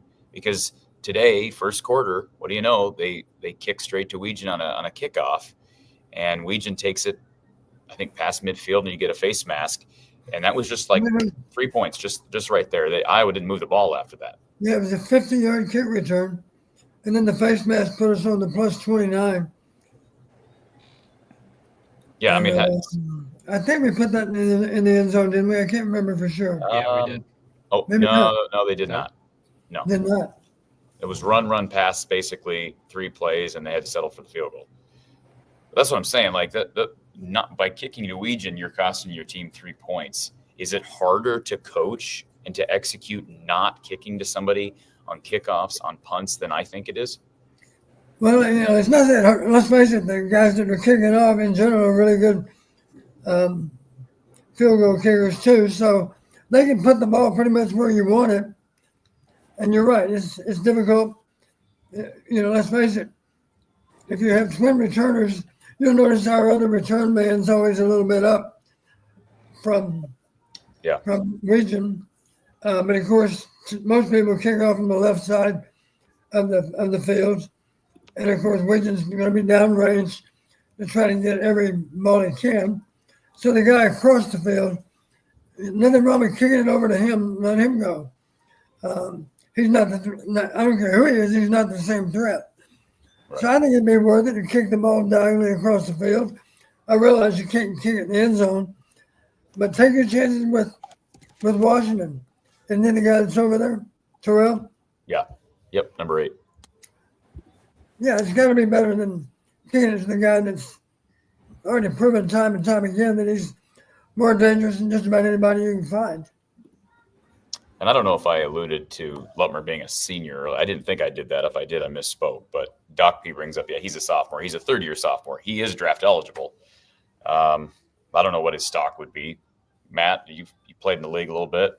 You have any idea what – you think he's a guy who could – I mean, I think he's going to at least look at it. I don't know. I mean, you got to examine that. If you're a 6th or 7th round pick, come back and get yourself into those mid rounds. I mean, that guy's got enough speed, enough talent that he could do that, and he's with the best right now in Phil Parker. So stay around another year or two and continue to rise, I would say. But he proved again today he's a hell of a player. So yeah, it'll be fun to watch. Where are they going bowling, Kyle? Do you know? Do you have any idea? Is there a projection right now on bowl games? I don't pay attention to bowl projections basically all year. I haven't seen specific. I mean, people have been saying Tampa against the 5th or 6th ranked SEC team. That's all I've seen. Whoever finishes. Would it be? Is the next one down Citrus? Is that the order? Yes, I think so. So they're in Central Florida regardless. Is my point. Yeah, they're going to be Tampa, Orlando. Okay. You heading down there, Matt? My wife ran into the red room and while I was watching the game and said, "We're going to Tampa." I said, "Yeah, okay, whatever you say." No, we'll see what happens. But we took the kids a couple years ago and did Orlando and did the oldest two. We took them to Disney World and everything else. So I don't know if that'll happen again, but we'll see where it ends up. David Bryan says there's a 0% chance that Caden comes back. So apparently David knows something that we don't. Because Caden has said himself there's a chance he comes back, but maybe David knows something. Maybe David's part of this approval committee on the NCAA, and he's about to hit the big X button on his application or whatever that process Maybe is. David needs to check with Caden before he talks. There you go, right? All right, let's go to our next caller, our next Iowa Smokehouse caller. We've got Jackson on the line. Jackson, welcome to the show. Hey, gentlemen, doing today? Good. How are you, buddy? I'm doing all right. It's just been a wild ride as I was getting another win over the Cornhuskers. I think it's now 11-4 since 2011, since this rivalry started. Yeah, you go back to you don't need to go back. You said 2014. What year? 2011. 2011. Yeah, I mean, and Nebraska sort of owned the series through 2014. Just go back from 2015 on. Iowa has won every one but one, right? So, and they've played, let's see, they would have played in 2020. So do the math, I guess, on that. 10-1 last 11. 10-1 last 11. Yeah. Last 11. Yep. And obviously the one loss was a close one-score loss. So it was a one-score loss. I don't know that it was a close game, but it was. They made it close at the end. That was the Padilla comeback game, so it was kind of close, but it was close. It was close. And DeGene was also hurt in that game. Yes, I remember that. That was the big difference in the game. Yeah. Well, it was a Trey Palmer game. Well, and even though it was another 8-win season, the bright side of it is you beat all three of your conference rivals. Even though you didn't beat your in-state rival, there is a chance that you can get revenge for Christmas against Iowa State, because I was looking at the bowl games that had Big 10 and Big 12 ties, and it's the Rate Bowl. What it used to be called the Guaranteed Rate Bowl, it's now called the Rate Bowl. That's going to be on the day after Christmas. Where's the Rate Bowl? Arizona. The Big Ten's in the Rate Bowl now? Is that new, or am I missing something? When is the Big Ten? Big 10, Big 12, yeah. Mm-hmm. So, but Jackson, they're not going to fall that far down. That's got to be below Citrus and below Tampa. An 8-4 Iowa team. That projection, because I saw the same projection you're talking about. It's that was released after I think Iowa was 6-4 at that point, so that they're not going to be in that anymore. I guess the only way that they would fall, my guess is, I'm no bowl expert, but my guess is the only way they fall down to something like that and go to Arizona would be if somehow the Big Ten only gets like 2 teams in the playoff. And what's the do we have Oregon, Washington? They play tomorrow. Yeah, Washington would have to beat Oregon. So Washington has to beat. So obviously, if you're an Iowa fan, you want Oregon to beat Washington, and if you want to go to Florida, right? You want Oregon to beat Washington, and maybe I don't think any other results matter, right? There's no other Big Ten teams that can really get in. So it will be if Oregon doesn't get in, there's a possibility maybe they slip down there, Kyle. I don't know. Maybe the I would think these bowl committees would take a, Oregon team over an Iowa team. So, yeah. Any question for Matt Jackson, the former New York Jet? Well, how have you been about Gronowski this year, Matt? How have I felt? Mm-hmm. I think he did what he needed to do. You know, I mean, the guy's played 67 games in college, and like you guys were just talking about before I got on, you know, he's a winner. And like I said, the previous shows, he put us in positions to win, you know, all those games. And we felt, you know, in years past, I think we could admit if we got down by a touchdown with 2-3 minutes left, we're like, oh, shoot, you know, pack the bags. But, you know, he's able to construct some drives and, like Coach Patterson said, made some good decisions here today, and you know, definitely went out on the right foot as in the regular season. And you know, he's a guy that'll get a chance to the next level too. And who knows, he could be a backup for freaking 12, 13 years and have a great career. And you know, comment on some of those plays that they need a 240-pound running back basically to run the ball. So you know, he's good. Obviously, he's a good leader, and he was perfect. Like Coach says, perfect for our program. And yeah, we'd love to be more accurate at times, but you know, that's his only downfall. You know, we won 8 games, so I liked it. I liked watching him. I liked watching this team, and they played with a lot of passion, and that's fun to watch. Well, Yes. and you know, like this year, you know, like I kind of want to see who they're going to play in like the Citrus Bowl or one. If you don't get to see the Rate Bowl, I want to see like the Citrus Bowl, like who they're going to play. Like, yeah, I just keep thinking about it. Like, could we possibly see an Iowa Vandy matchup? Like, if Vandy gets left out of the playoffs, which I mean, that could happen, or we could see. Who knows what's going to happen?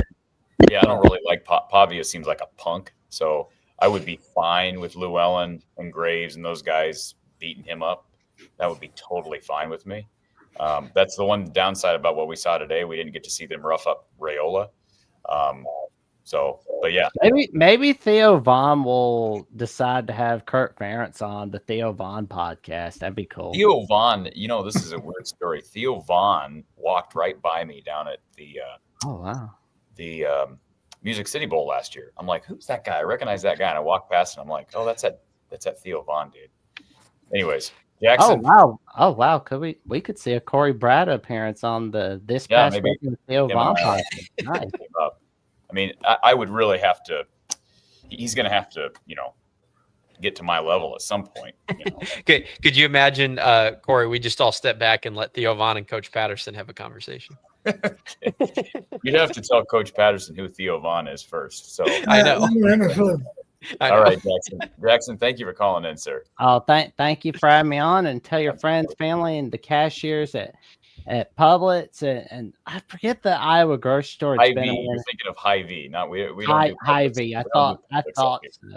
But yeah, all the magic that Corey and friends are bringing on from the Hawkeye the Storm, Iowa at the Voice of College Football, Hawkeyes Live with Mark Rogers, 4 p.m. Central, 5 p.m. Eastern Time, and on the Big Ten Live Show, 5 p.m. Central Time on the Voice of College Football. You got it, Jackson. Appreciate your salesman pitch there. So good stuff. All right, before we get to our next Iowa Smokehouse caller, and Don does seem extra joyful today. Why wouldn't you be when you beat a rival by 24? I saw a bunch of comments in the chat about the RVZ catch. Don, you're a former wide receivers coach, right? You coach receivers. Yeah. You were receivers coach at Iowa for what years? Oh boy, let me think. 89, 91 through 99. Okay. No, that's not true either. We could always Wikipedia it, Don. With Bill Snyder left, I'm sorry, 89 through 99. But Okay. Bill left, I took over both quarterbacks and receivers. So, I Reese wasn't the Mann, OC in the first 2 years because Carl Jackson was still here. When Carl left for the 49ers, then I had the. Yeah. We used to divide it up.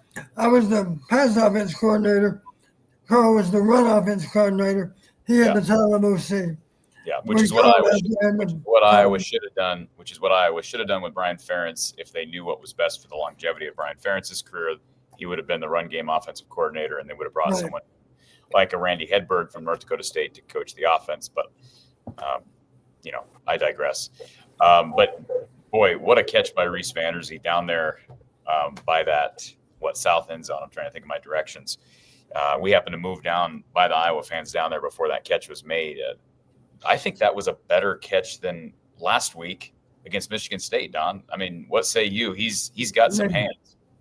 6 to 1, half dozen to the other. I mean, they were both great catches. What I like about him, he's got soft hands to begin with, but he has great concentration.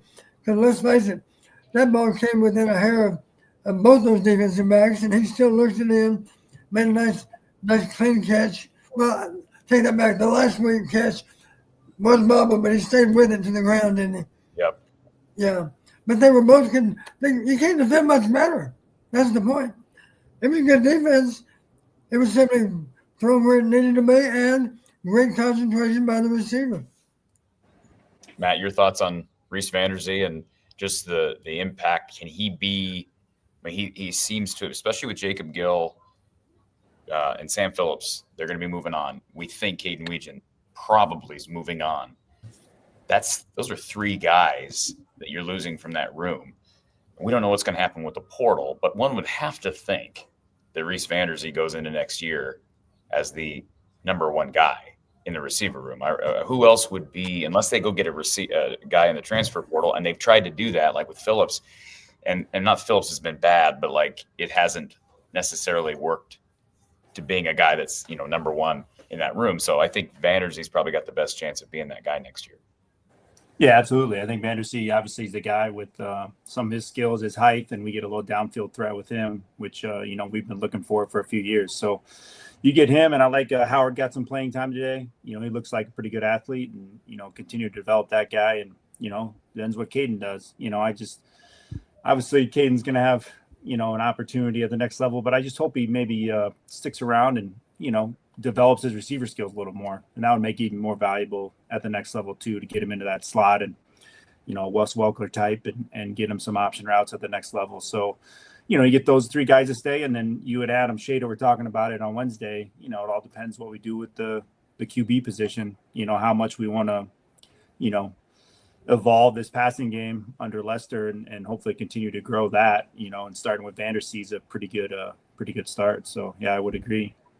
Yeah, Howard, Vanderzee, and then I don't know what the status on Jarrett Bowie is. He's been, he has not really worked into the fray. I know he's dealing with soft tissue stuff early in the year. And then I haven't asked this question of anybody else because I'm not at every press conference, and I've not asked Kirk this when I have been at press conferences, what the deal is with Seth Anderson.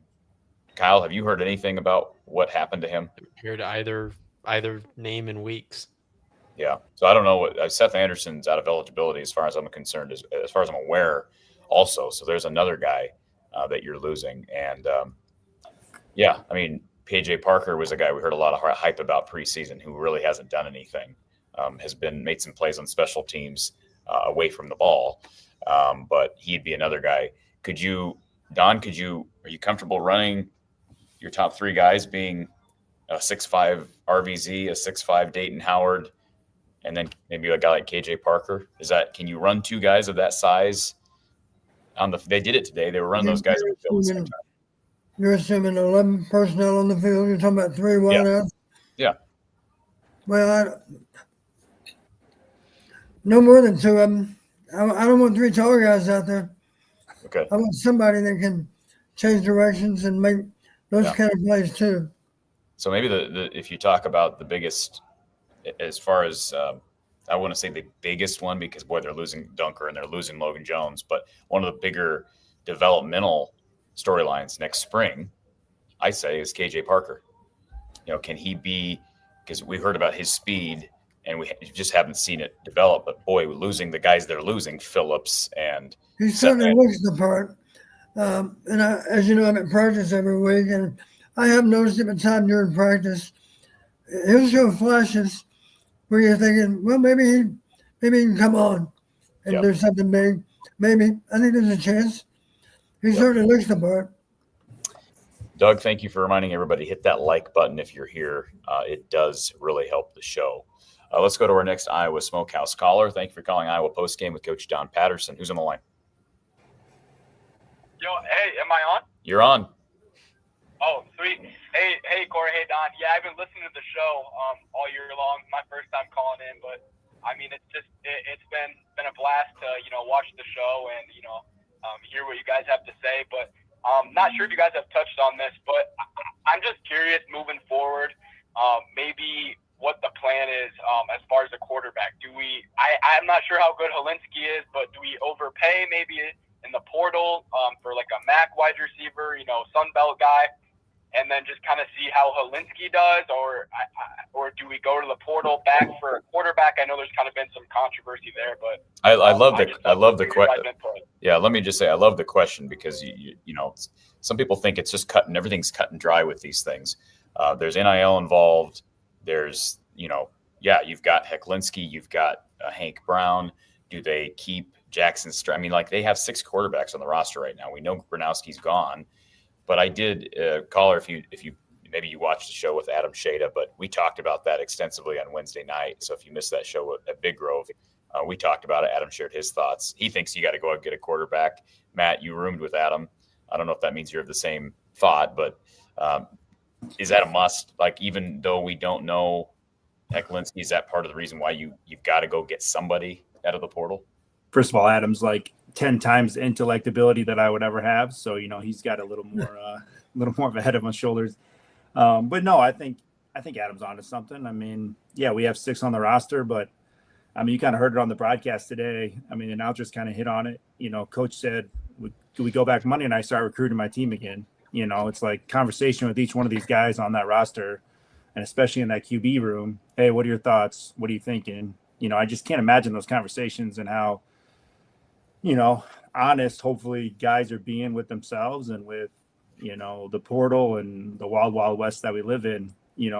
Where does that QB room go and where does it end up? It's crazy to think about. And it's crazy to think about each one of these coaches having those conversations with each one of their players, depending on their position room. Tim having the conversation with those QBs, what you think. So, yeah, Adam hit on it multiple times. QB starts with the QB. So if we don't feel Hecklinski and some of those guys are the guys, then yeah, we got to go do it. So, but different era for sure. Yeah, I don't like. Yeah, for sure. All I know is there's a lot of guys there, Don. And what was the comment made by? Was it Adam? Somebody made the comment the other day. Like, I think it was Mark Rogers Tuesday night, that you got to just show people the door. And I know that sounds bad. They had to do that with the roster trimming because they thought they had to get down to the roster limit before the deadline, and then that changed. But now, I just don't feel like that's Kirk's style, but I could be totally off. Don, if they don't feel like, for instance, Hank Brown is the future, do you just say, Hank, we got to move you on? You can't do that with a kid, can you? I know some programs do. I don't know how that conversation might happen. That's against Kirk's nature. Yeah. As you know, so much of our success through all these almost 50 years is developing players, and you can't rely on that anymore. But roster limits are a concern. So, yeah, are they, caller, to answer your question on my standpoint, is it's just so dependent on what the guys in the room do. You're going to know that before you know if Iowa's going to go after a big fish. So if they don't, if theoretically, and I think this is very unlikely, almost 0% likelihood this happens, but if nobody enters the portal and leaves, they're not going to carry 7 guys. They got the Boise State decommit who's going to be signing next month. They got Ryan Fitzgerald. They got Jackson Stratton. They got Hank Brown. They got Jeremy Hecklinski. They're not going to carry 7 quarterbacks. I think it's surprising. It was surprising to me that they carried 6 into the year this year. So, Don, anything else to add on just that question about going to get a quarterback in the portal? Well, when you had 85 scholarships, we had a limitation of 5 QBs, 5 scholarship players. Yeah. So it seems crazy to carry. And to carry 6 seems a little bit of a reach. Yeah, and again, Fitzpatrick. Man, I keep saying that because of Ryan Fitzpatrick.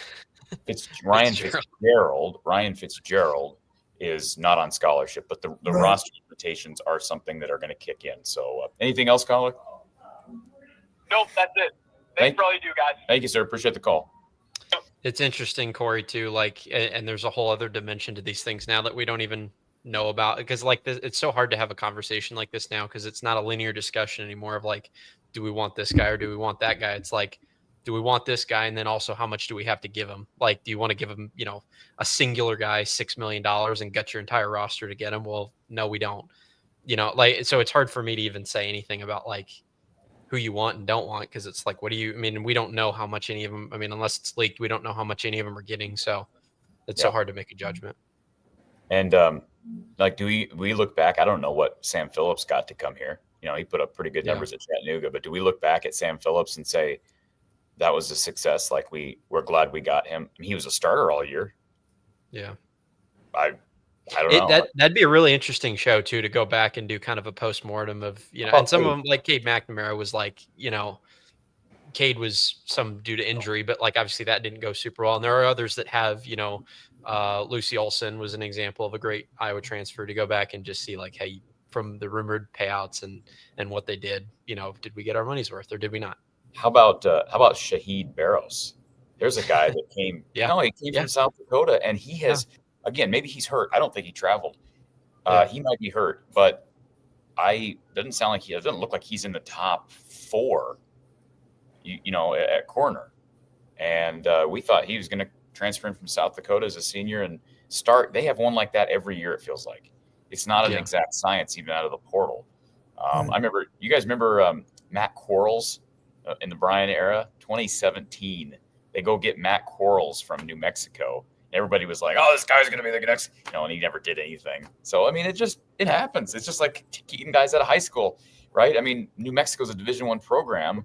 You get a guy, who was productive there, but he just doesn't fit here for whatever reason. So, anyways, okay, go ahead, Don. Did you have something else you want to add? I was just going to say, relating to our QB1, I think we're foolish if we don't at least test the water and see what's out there.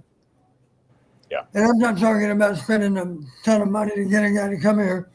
I'm simply talking about a guy that specifically that Tim assesses to be a real bargain. We can get him for less money than what he's worth. That may sound terrible to say it that way, but you get where I'm coming from. I'm just going to say, I don't remember that when Mendoza committed to Indiana, that it was that big a deal. He's going to win the Heisman, and it wasn't celebrated by anybody and everybody connected with Indiana football, I don't believe. Well, I just tell you this right now. If Iowa had gotten Mendoza, Kyle would have been streaking the neighborhood, and I would have been doing cartwheels because his numbers at Cal were phenomenal.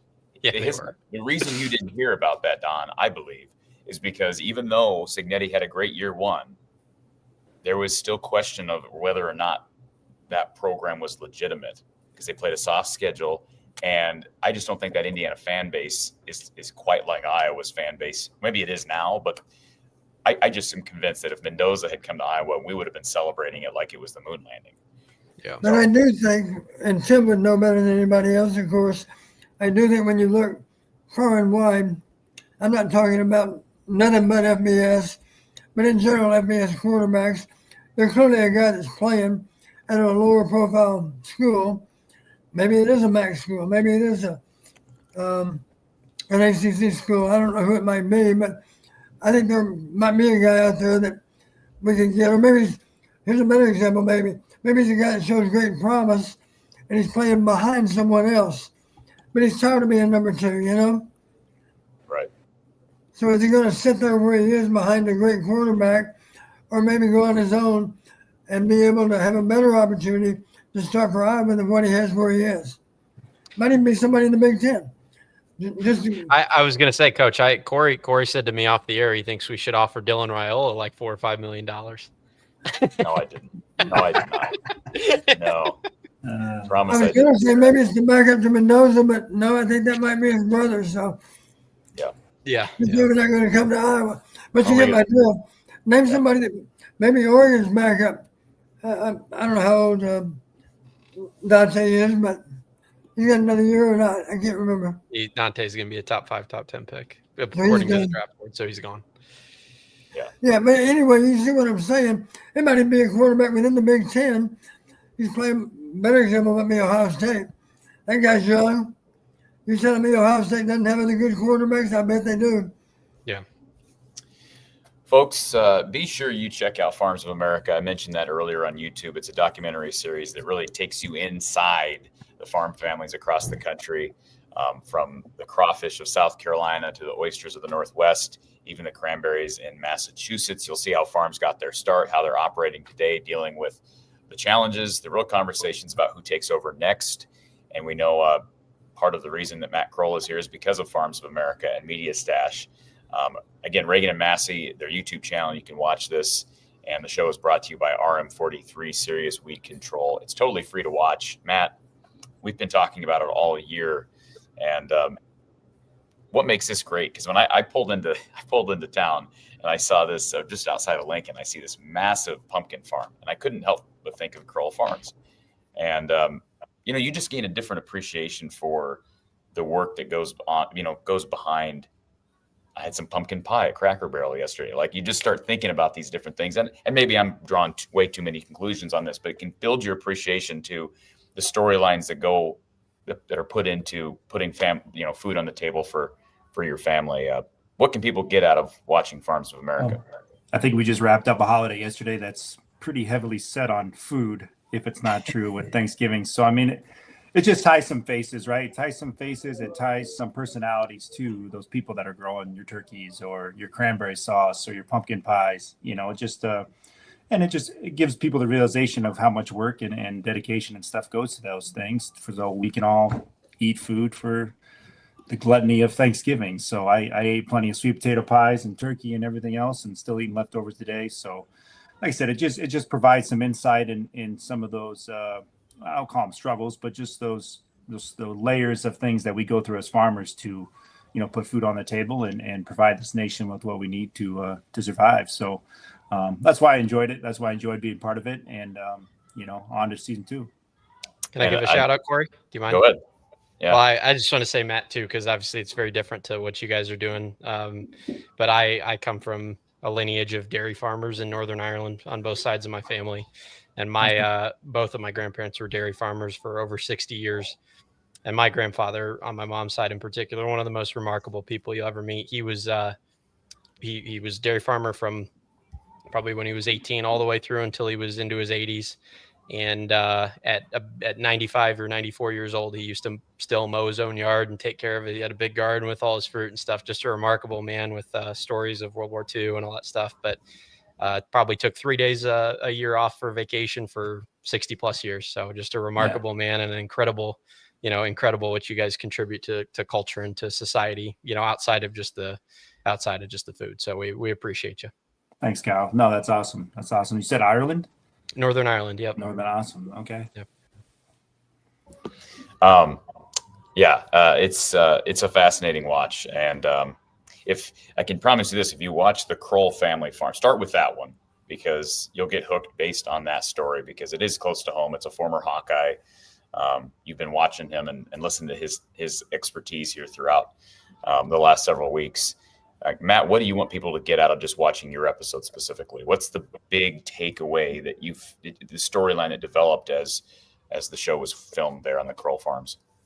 I think it's survival, I guess is kind of a word. We diversified at our place just to kind of survive the farm crisis. And, some of these large row crop farmers are going through some tougher times right now with just the commodity prices that we have currently. So I think what you can gain from our episode is just, farmers, hopefully even normal people or farmers, getting them inspired to get some entrepreneurial spirit and think outside the box once in a while, because sometimes beating your head against the thing is not working. What's the definition of insanity? Doing the same thing over and over again and expecting different results. And a lot of times, Iowa farmers, especially in some of these Midwest states, we're corn and soybeans, but there's other things to jump into and there's other ways to, go about your business. So I think hopefully that's what people gain from our episode, is just diversified as we are in everything we do.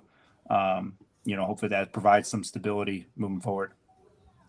Farms of America, brought to you by Reagan and Massey, presented by RM43 Serious Weed Control, giving you the real story behind how farms began, how they're adapting, and what the future looks like. Watch it now on Reagan and Massey's YouTube channel. Matt, you have a couple more minutes if we keep you around here for another call. You bet. We've got our good friend Doug here. Doug, thanks for calling our Iowa Smokehouse line. Yeah, and I actually had a question for Matt, and I hate name dropping, but I went to high school with this kid, and I was just curious if you remember him at all. Yeah, the guy was 300 pounds. Did you play with an offensive lineman named Ben Cronin? Yeah. Yep. So Ben was Ferentz's class, Brian's class. Yep. So it's probably For 2 sure. years overlap. So Ben's a great dude. Yeah. Yeah. Well, I went to Ames High, and I was known as the Hawkeye kid there, and Ferentz and Kirk was recruiting him, and so was McCarney. And the only way I could meet Kirk was I had to meet Dan too. So and they always tried to make me a hot cyclone because I lived in Ames, and I kept on pushing Ben to become, because I was the Hawkeye kid there, to become a Hawkeye, and he did. He played behind Brian, I think. So, but no, I was thinking about good returners. I ran track. You would have played with this guy. He would have been probably in your class, Andy Brodell. Mm-hmm. Yeah, same class. Your same class to Andy? Yeah. I ran track at Ames High, and Reese Morgan comes to one of our track meets, and I asked our football coach, who is he recruiting? And we look around, and he points out Andy. I go, that kid? Andy goes out and wins the 100. I go back to our coach, goes, yeah, he's recruiting Andy Brodell. That was a fast dude. And I wish he wouldn't have had the hamstring issue because he was really fast.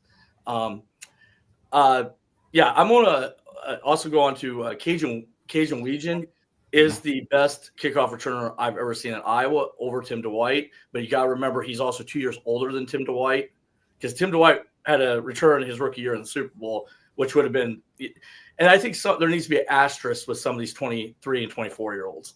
That's what my point is. Tim Dwight – Tim Dwight didn't play much as – Hey, what? There's no asterisk. There's no asterisk to what he's doing. He was playing it. He wasn't playing at another FBS school. He was playing at a community college. Yeah. Yeah. How many years has he 22 been or 24? What is at it? Iowa? He's been at Iowa. He's been at Iowa 4 years, I believe. Okay. I believe. Maybe, I don't know, man.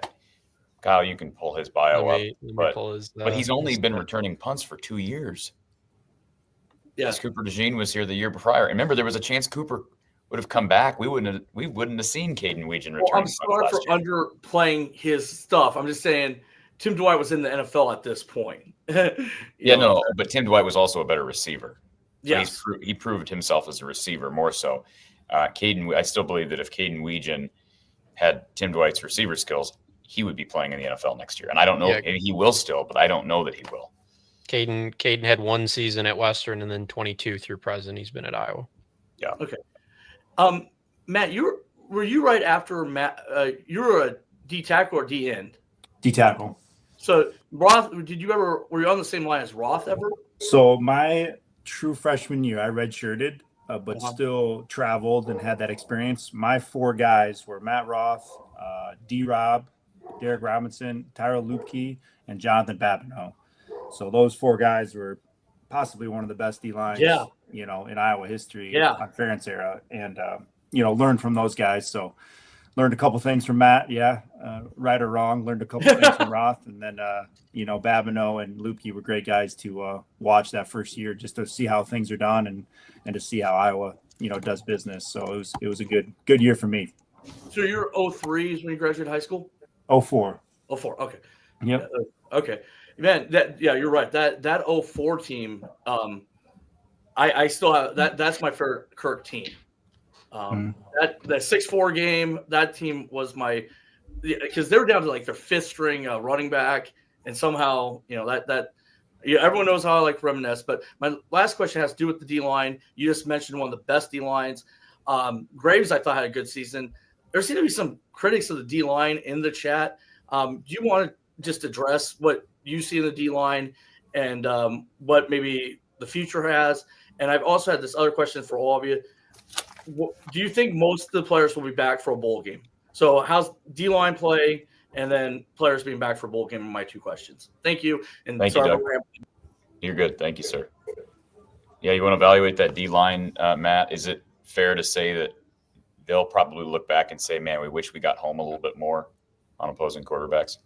Yeah, I mean, I think so. I mean, that's anybody's D lineman's goal is to get more hits on a QB. But, our D line's always just played sound football. And that's our job, is to play gap responsibilities. And they had a couple plays early. They ran some TT games, and we were just missing a couple tackles up the middle, letting that running back get going. But P.S., did Graves have a child yesterday?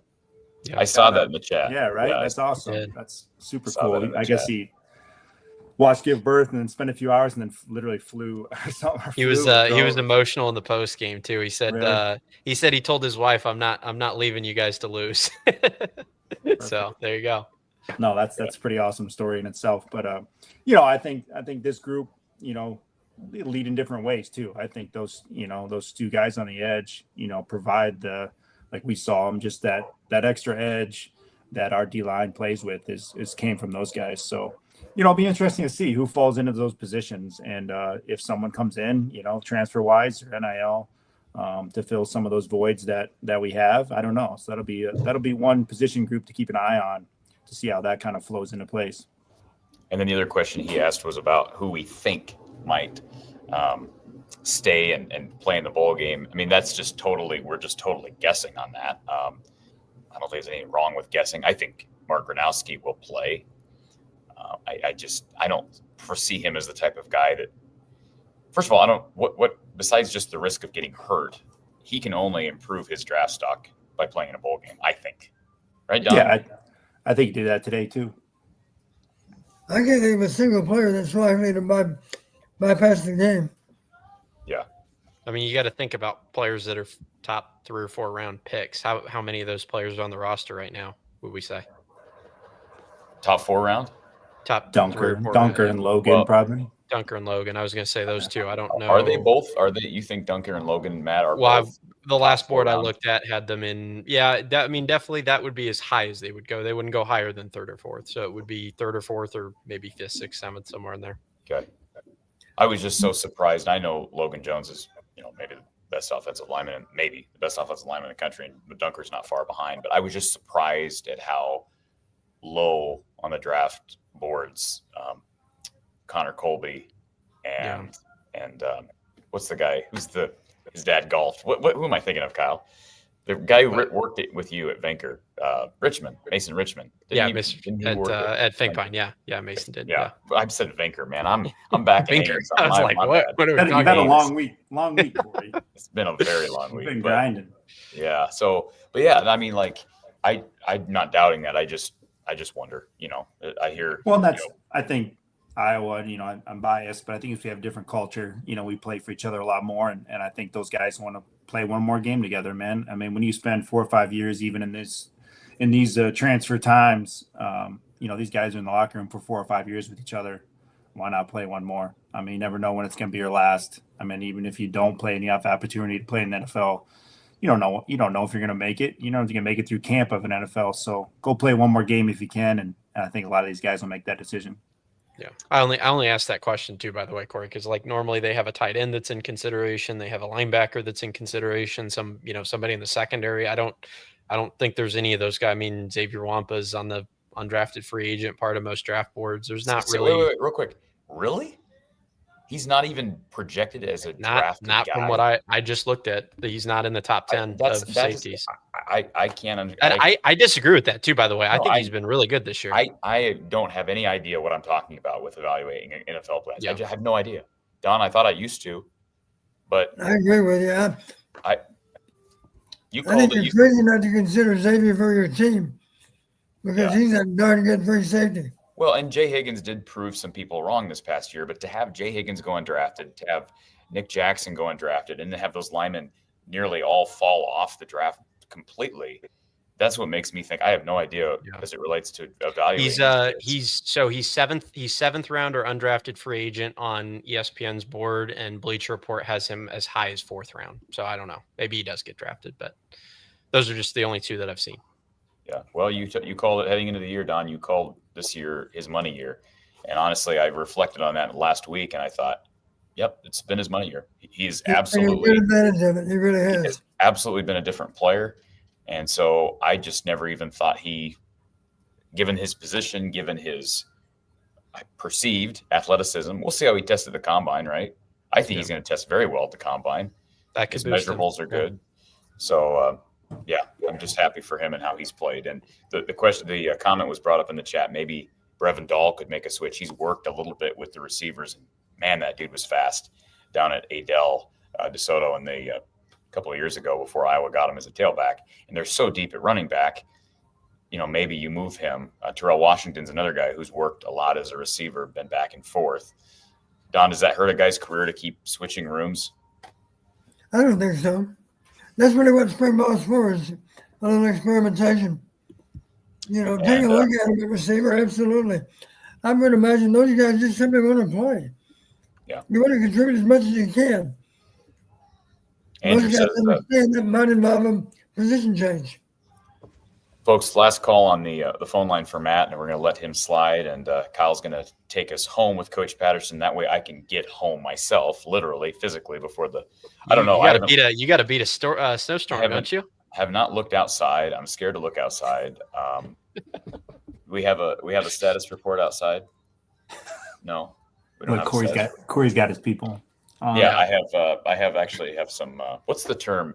Front desk people you've got no. on This is when you have what's another term for Matt? You know this, although you're your own bodyguard. But what's the term? Entourage.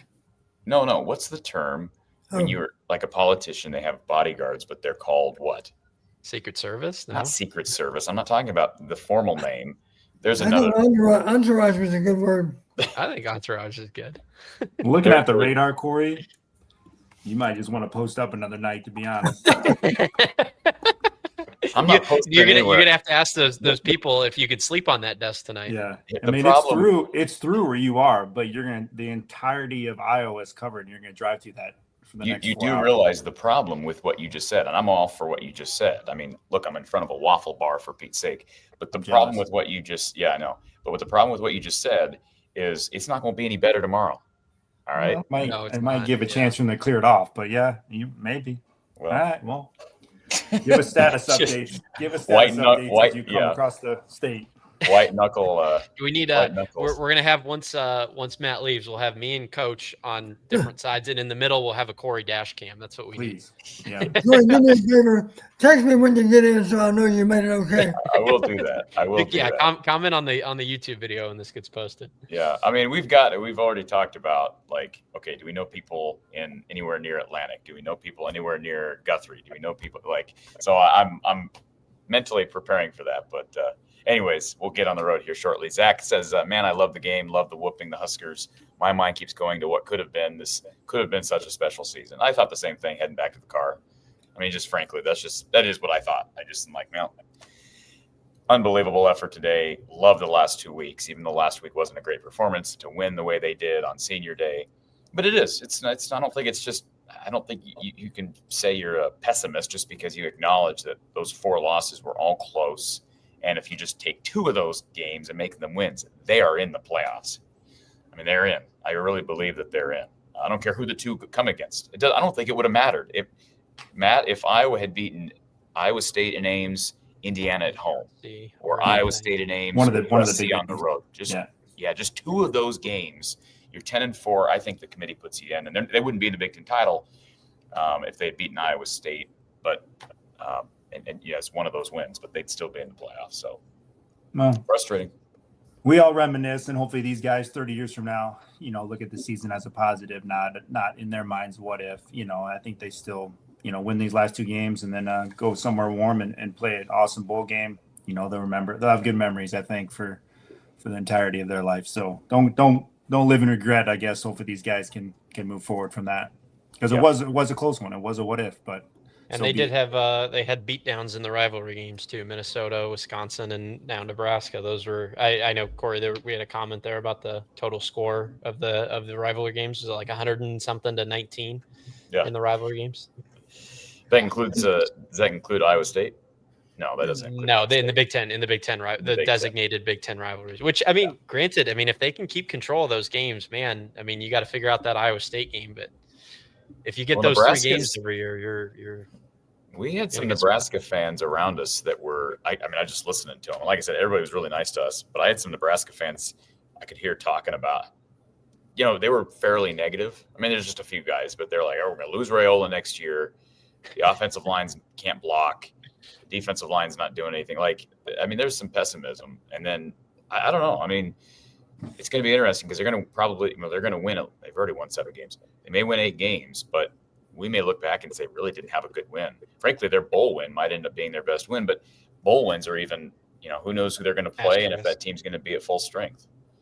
So it's going to be interesting to see. Nebraska, Wisconsin, if they double down on Fickle again, and Minnesota, man, that's a weird situation. Don't get me started on Minnesota. I don't understand what this year has been for them. I've never seen a team that I don't think people can even argue that they're above average at this point, but a team just get destroyed week after week after week. And yet you look at the end of the year and like, okay, they have a decent record, but they haven't been competitive in these games. I mean, Ohio State and Iowa, and I mean, they actually beat Nebraska badly, which is the ironic thing about it all. But and they play Wisconsin this weekend. If Wisconsin wins, Wisconsin's bowl eligible. Am I right?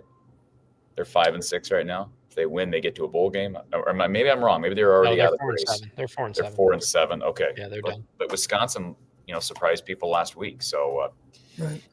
VMS, thank you for gifting 5 memberships. He's on a roll. So VMS is in our Discord. Folks, if you're not in our Discord, be sure you join the Discord. It's pretty cheap to do so, just $5 a month, and we'll eat the third-party fees. You can also donate $50 and label it Discord, of course, but donate via PayPal, Venmo, or Cash App, and you'll get conversations with myself, Kyle, Kashin Alexander, a bunch of other people who are a part of this, and, of course, Hawkeye fans. Again, use the donation links in the description of this video in order to join the Discord. Big thank you to Brad Van Meter and his State Farm team. He has been with us for years now, and we love these stable partners, people like Brad and his great team down in Des Moines, saving people great amounts of money and rooting on the Hawkeyes just like you and me. Give Brad and his team a call on Monday, 515-256-6480, 515-256-6480. You want good auto insurance as we approach the wintry season. So we are in the midst of it right now. Visit him online at bradvanmeter.com or in person down on Fleur Drive in Des Moines. That's Brad Van Meter and his State Farm team. Also, Iowa Smokehouse, use the code Hawkeyes. This code is on the verge of expiring, folks. Use that code Hawkeyes for 15% off your entire order. Visit iowasmokehouse.com. You spend $50, you'll get free shipping. Their bacon meat sticks, their jerky, their salsas, their ketchups, their barbecue sauces. It's all delish and great for game day.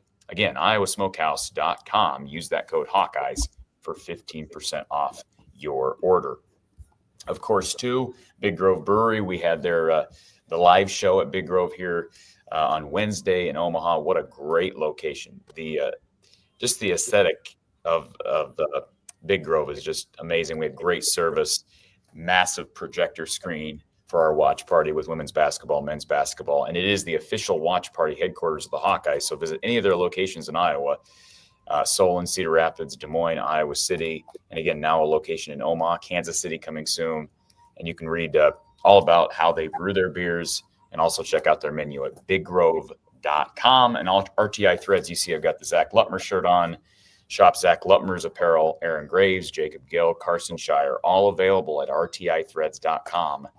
Use that /NIL. We certainly appreciate RTI Threads. They sponsored the trip here and that show on Wednesday and the show today. So they are a huge part of the success here from the Hawkeye of the Storm.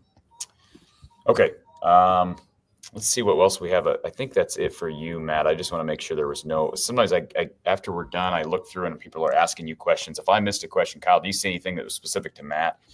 I was looking. I didn't really see anything. Okay, here's one. So AA62174, he says, huge Jet fan here. Should we trade multiple assets to get Mendoza? I'm not going to get Mendoza. Can you imagine? What are we trading here? We should trade our first round pick. Yeah, that's what it sounds like. It's not fantasy football here, but yeah, it's not fantasy football. It's close. We'll find somebody. It is close. It's close. Detail. That was the word I was looking for. My detail. I got my detail over here. It's guarding the room that I'm in. The breakfast room, of course. Somebody asked what my favorite waffle toppings are. I don't put toppings on waffles. The only thing I might put on a waffle, all right, if I'm in a hotel and that's all they have, I might put peanut butter on a waffle. Okay. But I'm not a chicken and waffles guy. I'm not sprinkles, all that nonsense. If I'm going to get sugar, it's going to be in my peanut butter or in my coffee. That's about it. So, Matt, are you a no sugar guy? I need to be less sugar. Is that the right answer? What's the sugariest items that you consume throughout a typical day? Me? Yeah. What's the sugariest item? Are you you got kids? You got Pop-Tarts in the house? Probably still sneaking candy every now and then from the Halloween stash is my vice. But I need to stop, man. I need to lose about 15, 20. The head wrestling coach at Solon's on me to get back in the wrestling room. They've got a number 1 ranked heavyweight, and I need to get my act together. It's been since Tyler Linderbaum since I've been in the wrestling room, and he about hurt me. So I need to get myself back in shape a little bit. Turned 40 this winter, so we'll see. What was I going to ask you? There was something else I wanted to piggyback. So what's your candy of choice? Oh, jeez. I'm into like sweet tarts, something like that. Really? Yeah. So the hard stuff, you like the hard candy. So I'm kind of weird. I was definitely allergic to milk the first 11, 12 years of my life. So I couldn't have like chocolate or cheese or any sort of dairy. So I was a big shock tart way back when kind of kid. So that's all I could have. Starburst, Mambas, that kind of stuff. Oh yeah. I get you. Going for gold 8536. Thank you for the super chat. Says from a Husker fan, man, that was a butt whooping. I really thought we were in for a dog fight at half, but that muff punt for a safety was a killer. Good game. Hats off to Iowa and go Big Red.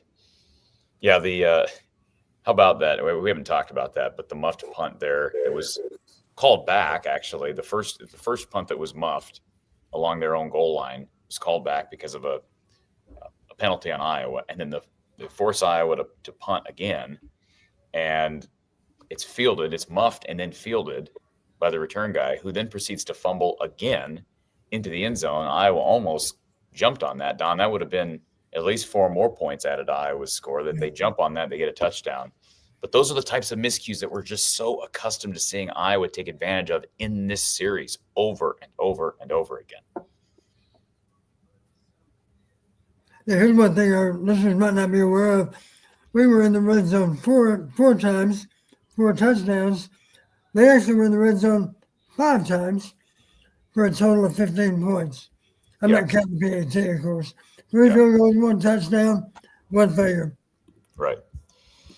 And for people that thought that I was going to go through a whole show without bringing up clock management, you were wrong, because we still have no idea what we're doing with the clock. And I'm just saying that's one thing. If we're going to talk about moving into the offseason, we have no idea what we're doing with clock management.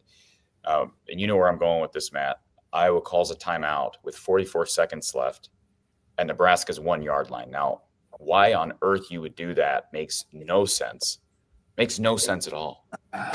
Even the Nebraska fans around me were like, why didn't he run the clock down before he called it? If you're going to call a timeout, run it down to like 24 seconds. Was Rule trying to call a timeout too or something? He was running down the sideline trying to do it. Yes, and then he called a timeout on the very next play. Yeah. I mean, it's just unbelievable. I don't know, where are you sitting? You close enough to the sideline to see what's going on or what? I wasn't close. It's probably a good thing that I wasn't. Blunders on the part of Nebraska. That's true. Yeah. More than 1 or 2. They also got caught with 12 people on the field, right? You talking about Iowa or Nebraska? No, Nebraska. But I'm talking about Iowa's clock management, Don. I know. I was simply stating that Nebraska had some. Blunders. The better coached team was wearing black and gold. Yeah, and that's going to be the case every time Iowa faces Nebraska. But look, I'm just going to say, going into the offseason, if there's things to rectify, please look at clock management. I mean, somebody get a memo into Kirk and just be like, look, please, because it is ridiculous, and we talk about it every week. How about DJ Vanami? Man, we haven't talked about him. Any thoughts on DJ, Don? Let me say this. I had the first meaningful conversation I've ever had with DJ on Tuesday. And here's what I told him. I said, DJ, what I like about you, you don't just catch the ball and lumber down the field. You catch the ball and you sprint down the field. That's what a tight end should be. And that's what you are. And he smiled and thought that was a nice thing I was able to say. But I do like him because he's good after the catch. He reminds me a little bit of guys like Mark Cook. if he can finish like Marv Cook, then we'll really have something. Yeah. I mean, we were talking receivers, and we kind of failed to mention that tight end room moving forward with Large, Estrenga, DJ. That's going to be a pretty stacked tight end room, and I'm a big believer in 2 tight end sets and play action and getting those guys involved. So, I mean, hopefully that's some weapons that we can consider for sure with the running back room, tight end room. We grab receiver maybe, or Vandersea continues to improve and excel. Should have some weapons, I would think. So we'll see if we can piece in there. And Mike Burt, another kid who is getting in more action at tight end, number 80. They're going to be extremely deep there, assuming nobody leaves. Shout out Jalen Watson. He filled in admirably when called upon. He has been filling in for the injured TJ Hall, and same for Rashad Godfrey. We saw him play a little bit today. And I had one other note that I wanted to cover before we. Yeah, I don't see it here, but. Well, if Matt has time, I'd like to ask Matt one other question before he goes. Sure. Man, it just relates to that decision you guys have to make. Do I come out early or do I come back to Iowa? I have a great idea of the family feel that you get in Iowa because I experienced it as a coach here, and I've seen it under Kirk's years too. I know that's a really strong sense of family within the team, right? Mm-hmm. My question to you, do you think in general the NFL player experiences that same sense of family in the pros than he did in college at Iowa? I think to answer that question, we have just certain sort of culture. I mean, I went to a guy with the Jets named Matt Slauson, who's a Nebraska Cornhusker. He's drafted in the 6th round by the Jets. He doesn't have the luxury that we have to as former players. We can go back to that complex and you'll get stuck there for 3 hours talking to coaches, athletic training staff, strength staff. And that's just a special thing that we have. So it's tough to go anywhere else and match the family atmosphere and the culture that we have at Iowa just due to the stability of Coach Ferentz. And then kind of, to jump in an NFL locker room, there's a certain standard that Iowa guys have moving there. So you kind of started your question with, guys leaving or guys coming back. You really got to evaluate that. If you're not a 4th round or above pick and you put another starting year at Iowa, there's some, I'm sure Corey or Kyle can find the statistic. If you start 3 years at Iowa, there's pretty positive chance you get an opportunity to be in a camp somewhere. So it's, that's something to say in itself and a positive for these guys to come back that feel like they can develop even more, and raise yourself from a free agent to a 7th round pick to a 3rd or 4th round pick.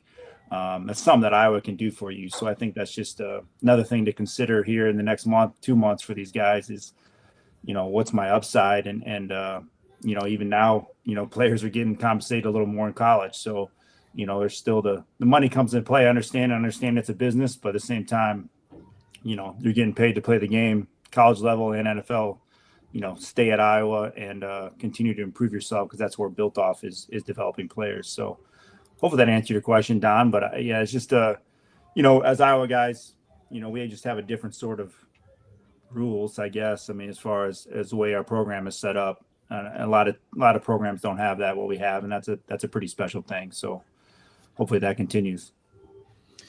Folks, be sure you log in to watch Farms of America, if anything, just to show your appreciation to the efforts to get Matt here. And Matt, we certainly appreciate you've taken, just for the full transparency, you've given us an hour each week, but I don't think any of these shows have actually been an hour with you on here. You've given more of your time than you've committed to. So except when you had to go watch Solon lose. So right? No, my daughter was playing basketball. I didn't even make it up to the game. No. I'm saying when you had to hop off. Yeah. No. I'm talking when you hopped off to watch state football, right? And then Solon lose. They got out physical a little bit, but and then Nevada won the whole darn thing. Yeah, first one in program history. So it's crazy. And I literally live 10 minutes from Nevada, and I'm not into the high school football scene, but I hadn't heard anything about Nevada all year. Yeah, and they go out in the state, at state and just dominate everybody. Very strange. Well, they beat the 1 and 2 ranked teams and end up winning the thing. So yeah, good run for sure. Absolutely. But I appreciate it, guys. I mean, the hours go fast, so it's no problem. And appreciate being on there. And anytime I can talk Iowa football and talk farming, is a good time. So hopefully we get something together for the bowl game, and I'll be back. We'll do it. We'll do the bowl game. Appreciate you being here, Matt. Thanks, guys. Appreciate it. Thank you, sir. Thank you, Matt. All right, folks, we're going to take a 30-second break. And this Erica with the super chat, we must have a Hayden story after today's butt whooping. So I'm gonna let Kyle lead Don into that. But we're going to take a quick 30-second break after we give a shout out to Big Grove's big play of the day. That's Mark Gronowski's 27-yard pass to Reese Vanderzee there in the fourth quarter. What a play. What a catch. I don't even know that Mark, it was a good throw, but it was a great catch. One-arm catch by Reese Vanderzee, who maybe could be the future. And let me just say one more thing about the portal. We will talk in in December. Hopefully we'll get Don on here. Maybe we can integrate Matt into the show.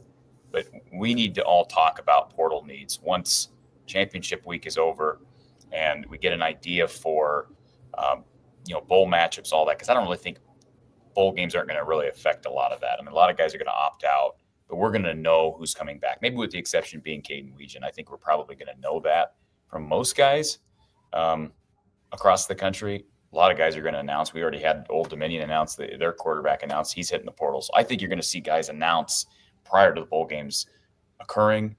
But correct me if I'm wrong, guys, the window got moved, right? Because it used to be in December. It's now in January. Yeah. Am I right in saying that? So, I'd love to sit down and just talk about portal needs. And, if you have X amount of dollars, how much do you really say we need to give that to a receiver? Because now you know that you have, Reese Vanderzee, you have a couple other guys. Lester's going to really have to be Mr. Evaluator of talent now.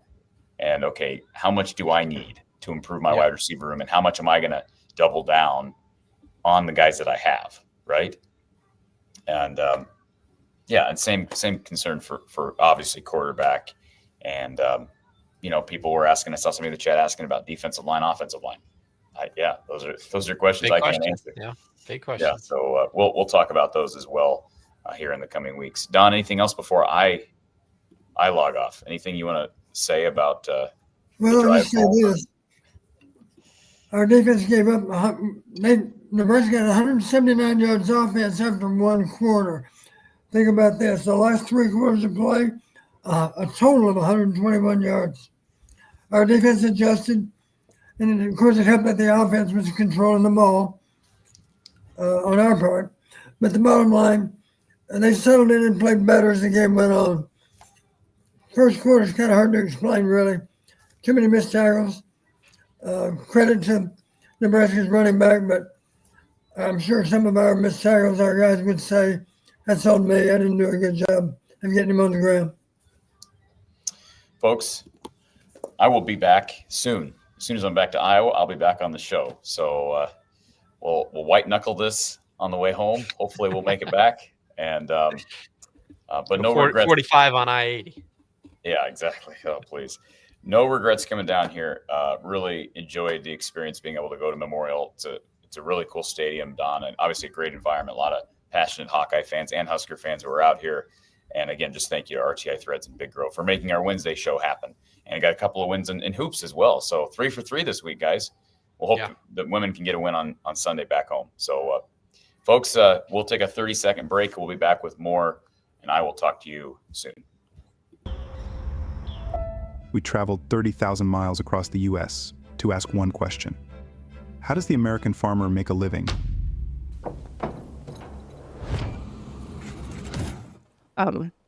Sorry.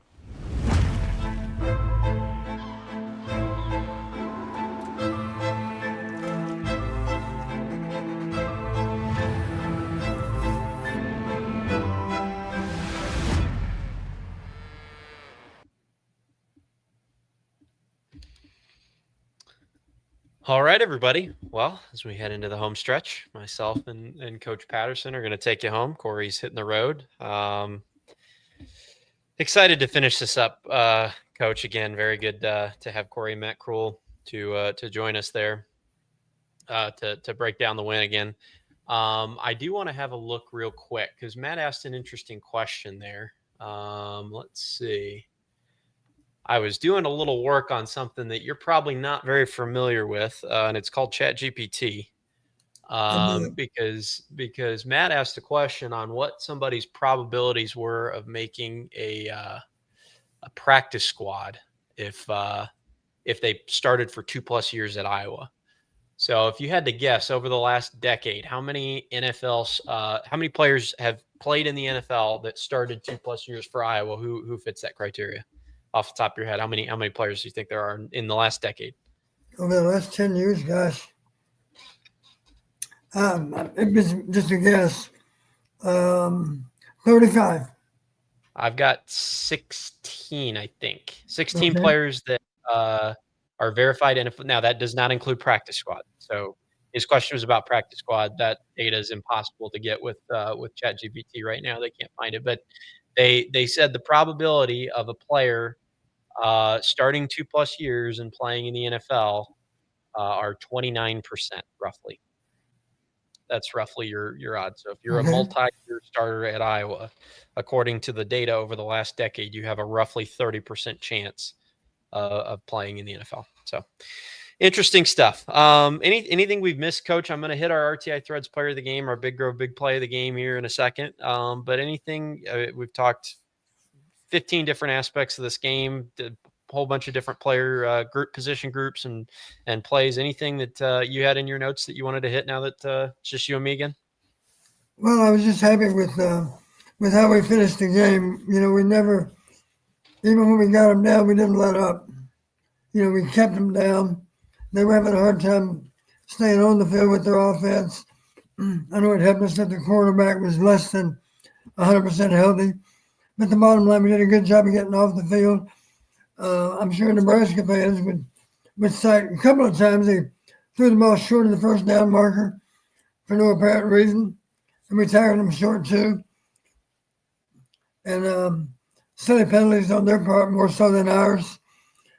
So it was pleasing to me to have a sense that we're the better coach team too. Yeah. We were just going on the scoreboard. We were making fewer mistakes.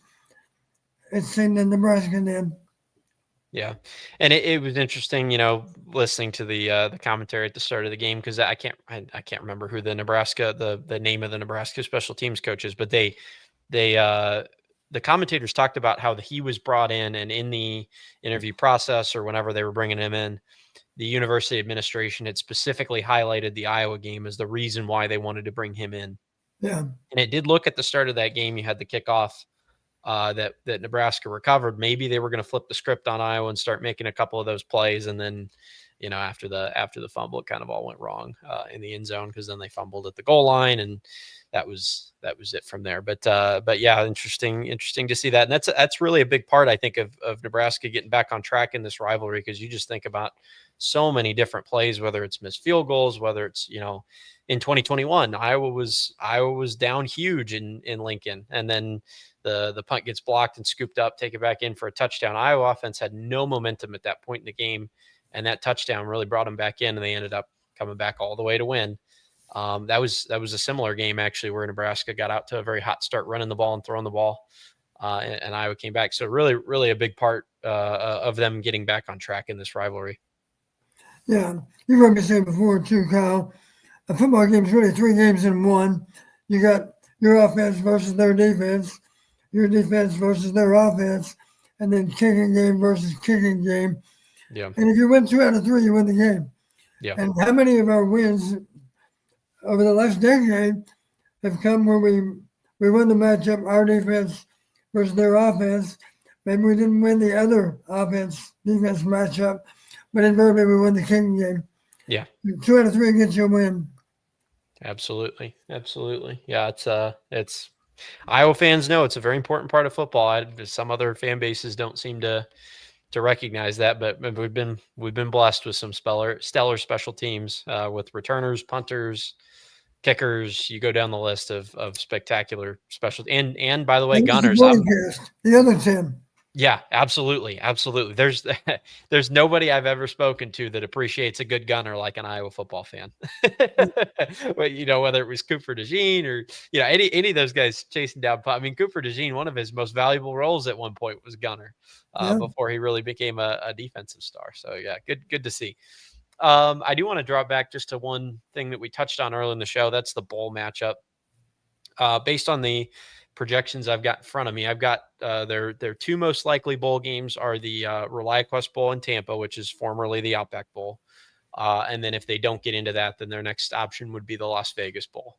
So those are their two that ESPN has them projected in. I'm trying to see who they would play.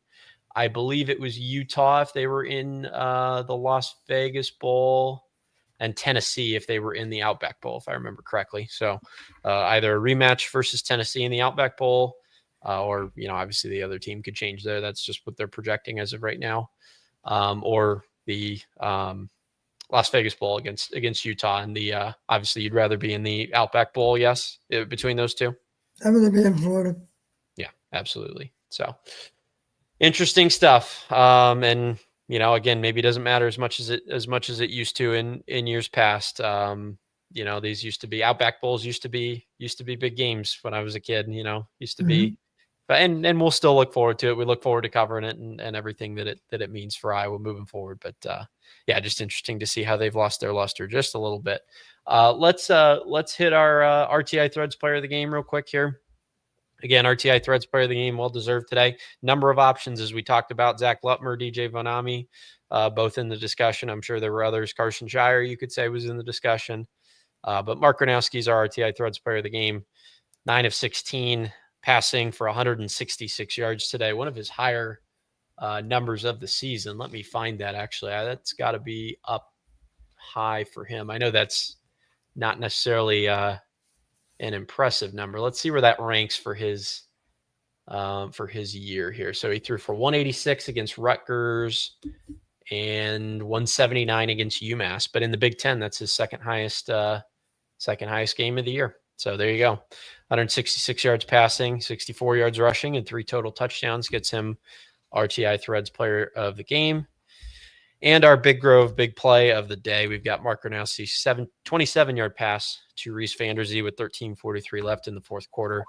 Reese Vanderzee with his second spectacular catch in a row in back-to-back weeks to get our Big Grove big play of the day from our RTI Threads player of the game, Mark Gronowski.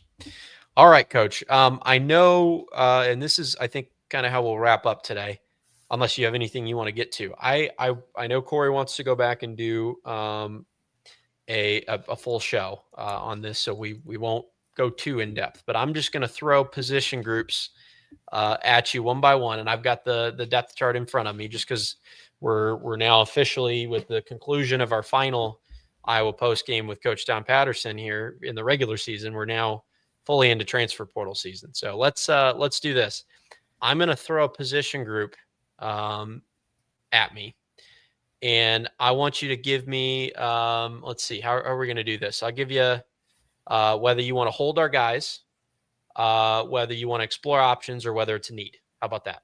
You give me one of the 3 ratings for each group, and we'll go through offense first and then defense. You're talking about the guys that are coming back? Guys that are coming back, and then what might be just a hold and develop the rest of the guys' position group, what might be let's explore, but we're not desperate, and what position groups we need to go out and get somebody. Okay, I feel a little bit inadequate to answer that with a lot of authority, but I'll try. Okay, that's fine. And I've got the list of guys departed. I can actually pull up the let's do that. I'll make this easier for you. Let's pull up let me pull up the depth chart, because that will help to put things in some perspective. I think people will find this interesting. Let me do this. Okay, let's get our depth chart up here. These are fun conversations. So let's throw this up. This is the depth chart for Nebraska. Obviously, doesn't include injured players, but there aren't many of them. So obviously, we've got to remember Addison Ostrenga is out with an injury, and he's able to come back with an injury redshirt. Obviously, he's a senior, but able to come back with redshirt. And we've got TJ Hall that would not be listed there. What and is he's what year is he in now? TJ, to my knowledge, is done. TJ's done. Okay. All right. Well, there you go. So TJ Hall is done. So let's have a look here. And so we'll go wide receiver room first. So we've got on the depth chart, we got Phillips, Vanderzee, and then we've got Caden Weegan and Seth Anderson, Jacob Gill, and Dayton Howard, of course. Phillips is leaving. Seth Anderson's leaving. Weegan possibly leaving. And Jacob Gill is leaving. So that leaves you with KJ Parker, as well as Dayton Howard and Reese Vanderzee. Is that and then obviously there are more guys behind them. Is that a position you feel like we've got to go get somebody? We can explore options, or we can just hold where we're at? I think we need to go get someone else. Okay. All right. So there's wide receiver room, and is that a single player? Is that a single player and a backup possibly? Where do you feel there? Do you think one good quality starting receiver would work? Well, you got to realize part of our problem relates to the guys on the receiving end, not just on the throwing end. Yeah. So I would say to upgrade the position, you better think about two. And I realize we don't have any idea about available money and that sort of thing. Yeah. And and again, I haven't followed this super closely. My understanding is that with revenue sharing beginning, they will have a lot more money at their disposal than they've had in years past. I think there was some penny pinching going on at times when you offered Gronowski and McNamara a big bag in free agency, essentially is what it is. And they didn't have a lot left over, but I do think they'll have a lot more money. Although that means as well that some other schools will too. So, all right. So I'll just put down, because I want to kind of compile a list of needs at the end here, and we can kind of go through to see how close we are when we enter portal season here. So wide receiver room 1 and better look at 2 to be safe. I think so. Okay. Running back room. So running back room, we've got Kamar Moulton, Xavier Williams, Jazz Patterson, Terrell Washington, and Nathan McNeil, none of which are out of eligibility. I think we have more serious needs in other positions. I like all those guys. I think they're all very comfortable with the idea of running back by committee. Yeah. And they all can play winning football, I think. Yeah. I think Wilson McNeil this year. Now, I don't know, is he going to get this year back or not? Is he already played enough games where he can't?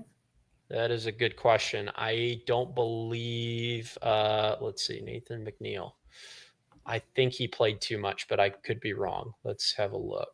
Game log. Yeah, he's played too much. He's played in 1, 2, 3, 4, 5, 6, 7, 8 games. Yep. Yeah, I do feel that redshirting is overrated nowadays because of NIL.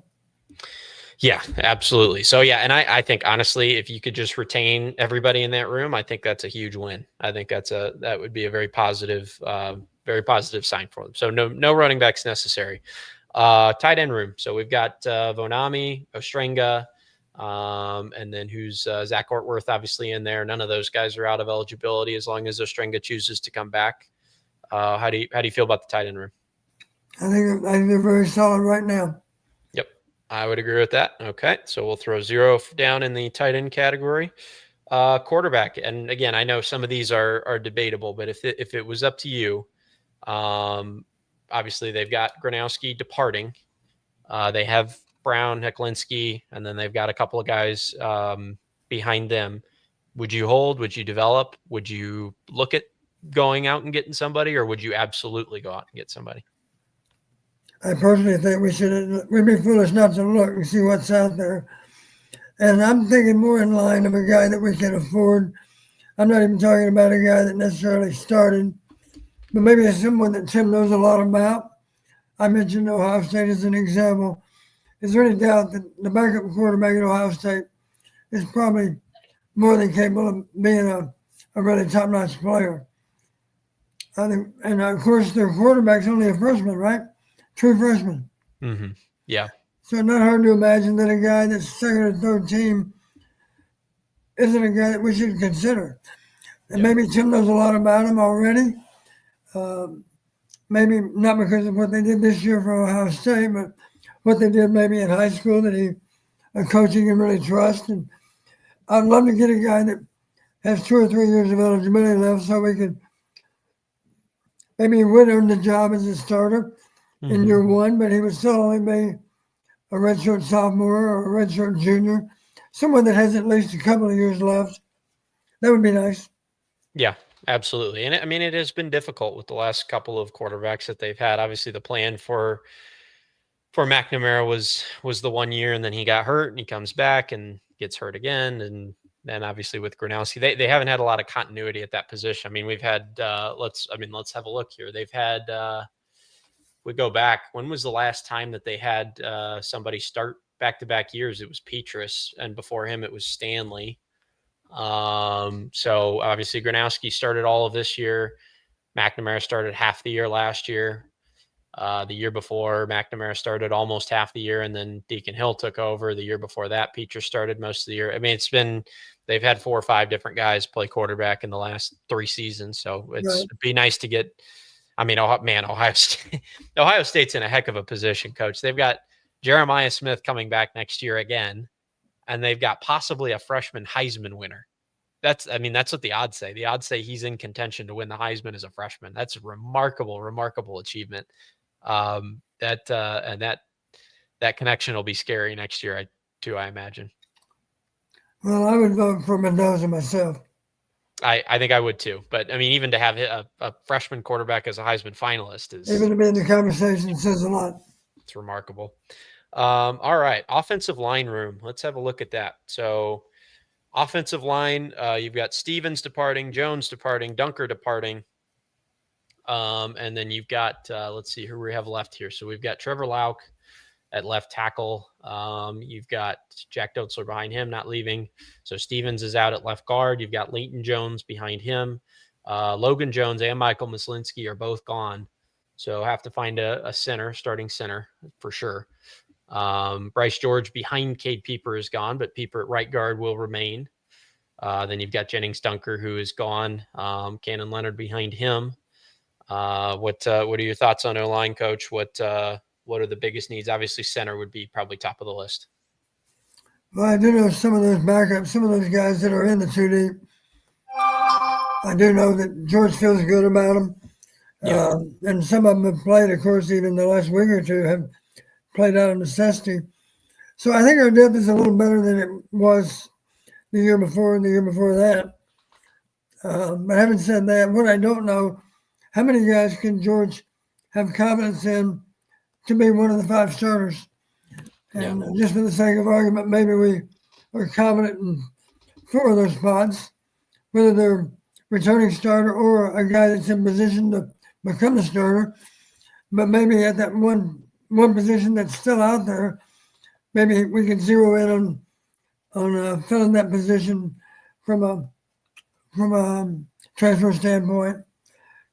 Kind of hard to imagine we wouldn't be able to attract a guy if he was able to hear, we know who these 4 starters are going to be.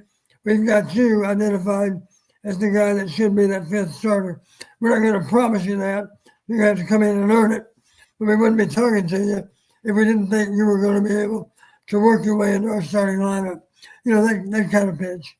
Yeah, absolutely. Be a very compelling pitch to make. What obviously with offensive line, one of the questions always is people switching positions, doing a little bit of reshuffling in the case of a need.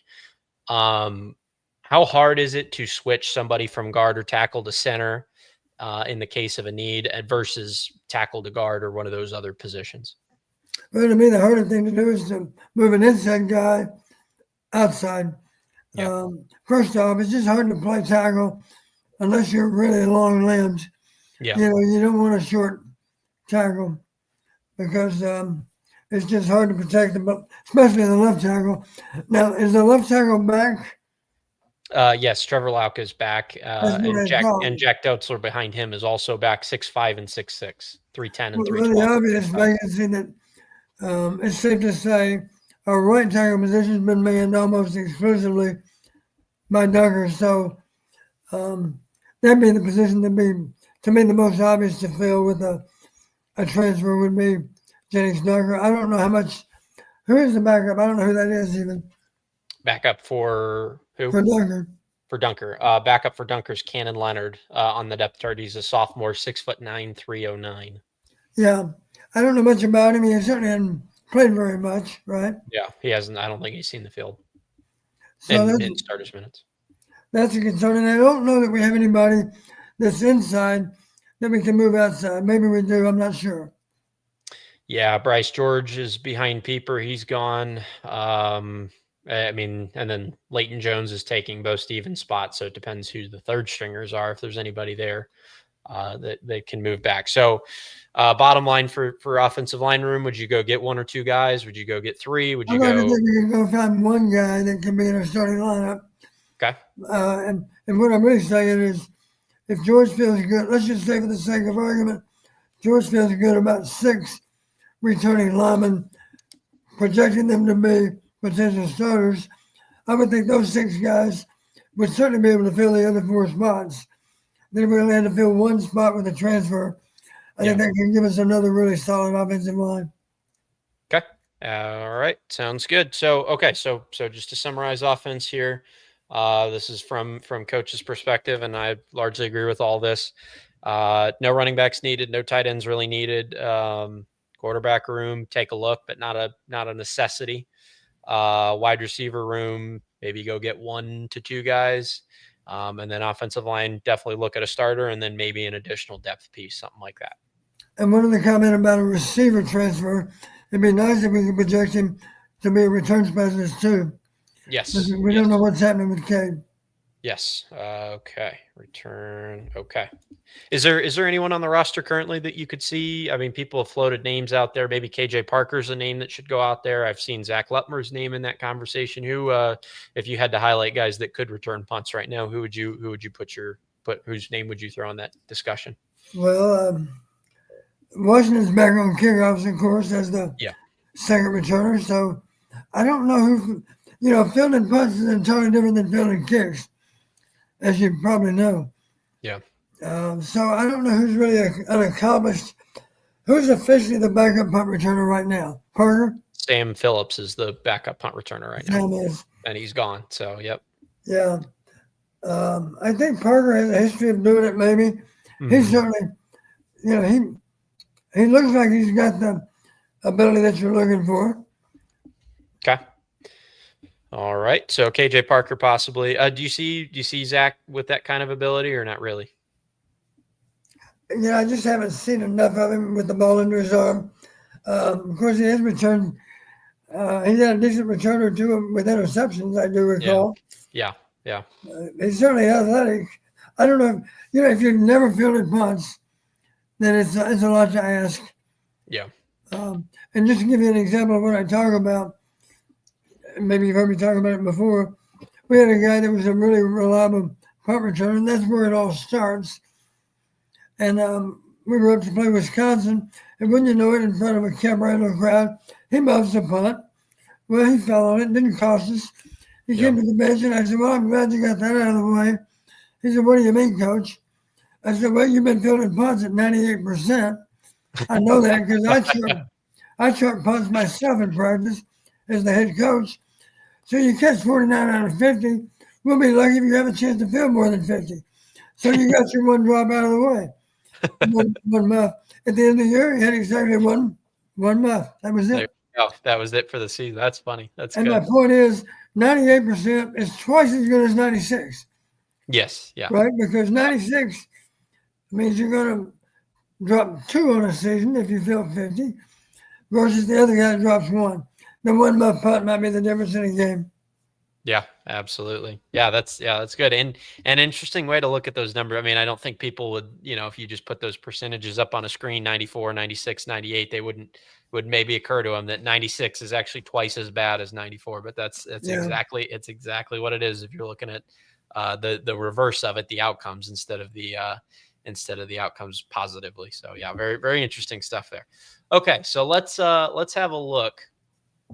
Let's have a look here at the defense. So again, if I had to count right now, we're saying 1, 2, probably a minimum of 3 guys needed offensively, and a maximum of maybe 5 or 6. That's kind of what I'm getting there. So I just like to track that because I like to see where how many places the money's going to have to go. If we look at just a quick drive by on the defense here, let's do our outside defensive linemen. So obviously our left end and right end. So we've got on this depth chart, we've got Llewellyn and Merriweather at left end. Llewellyn obviously is gone. And then at right end, we've got Herkett and Brian Allen. So obviously Ethan Herkett's gone. Llewellyn's gone, isn't he? He's done. I think so. He's done. Okay. So you've got both of your backups returning there at left end and right end. You've got Merriweather would hopefully take the starter's role, and Brian Allen listed as the backup right end, so he would take that step forward. How do you feel about those two? And then is there anything you would do at those positions?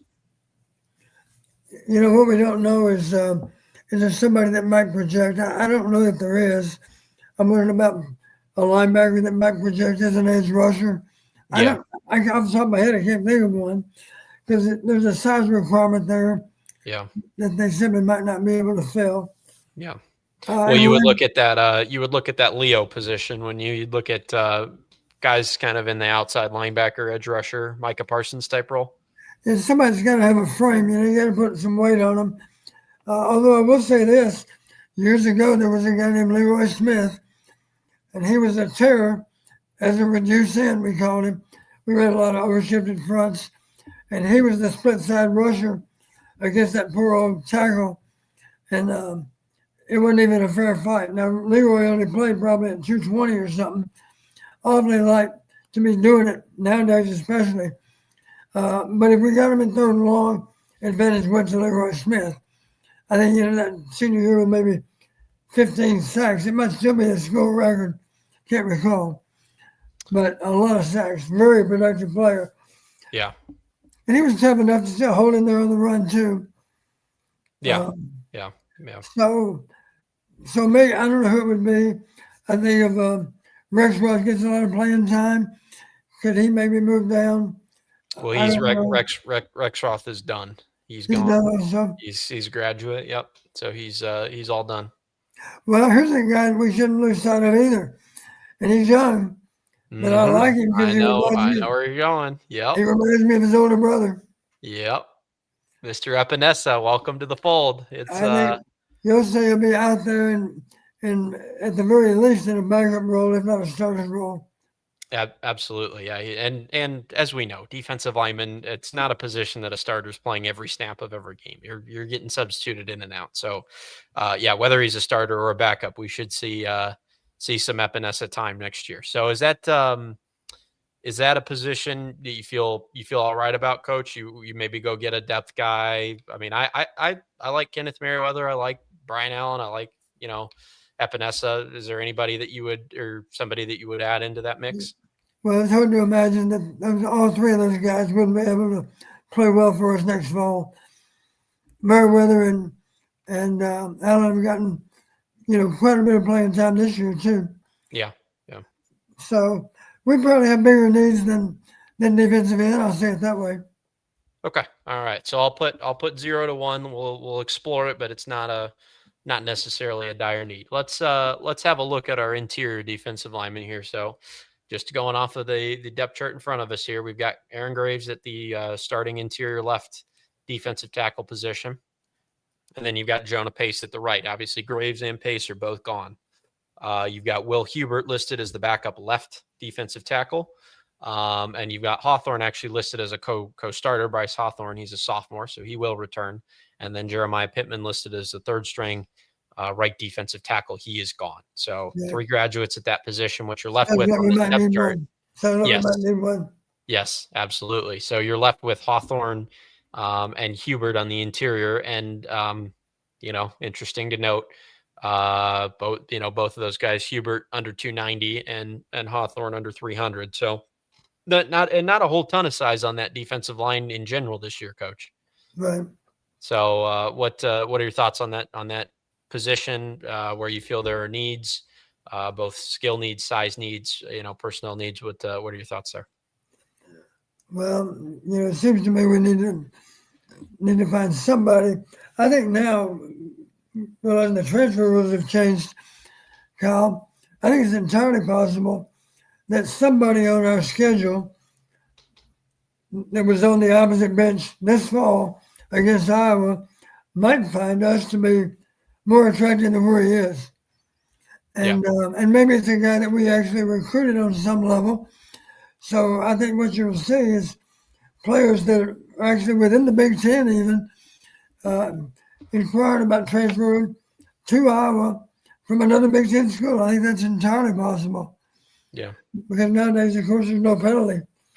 So Yeah. you must see some of that. Yeah. We have a culture that's got to be the envy of a lot of programs right now.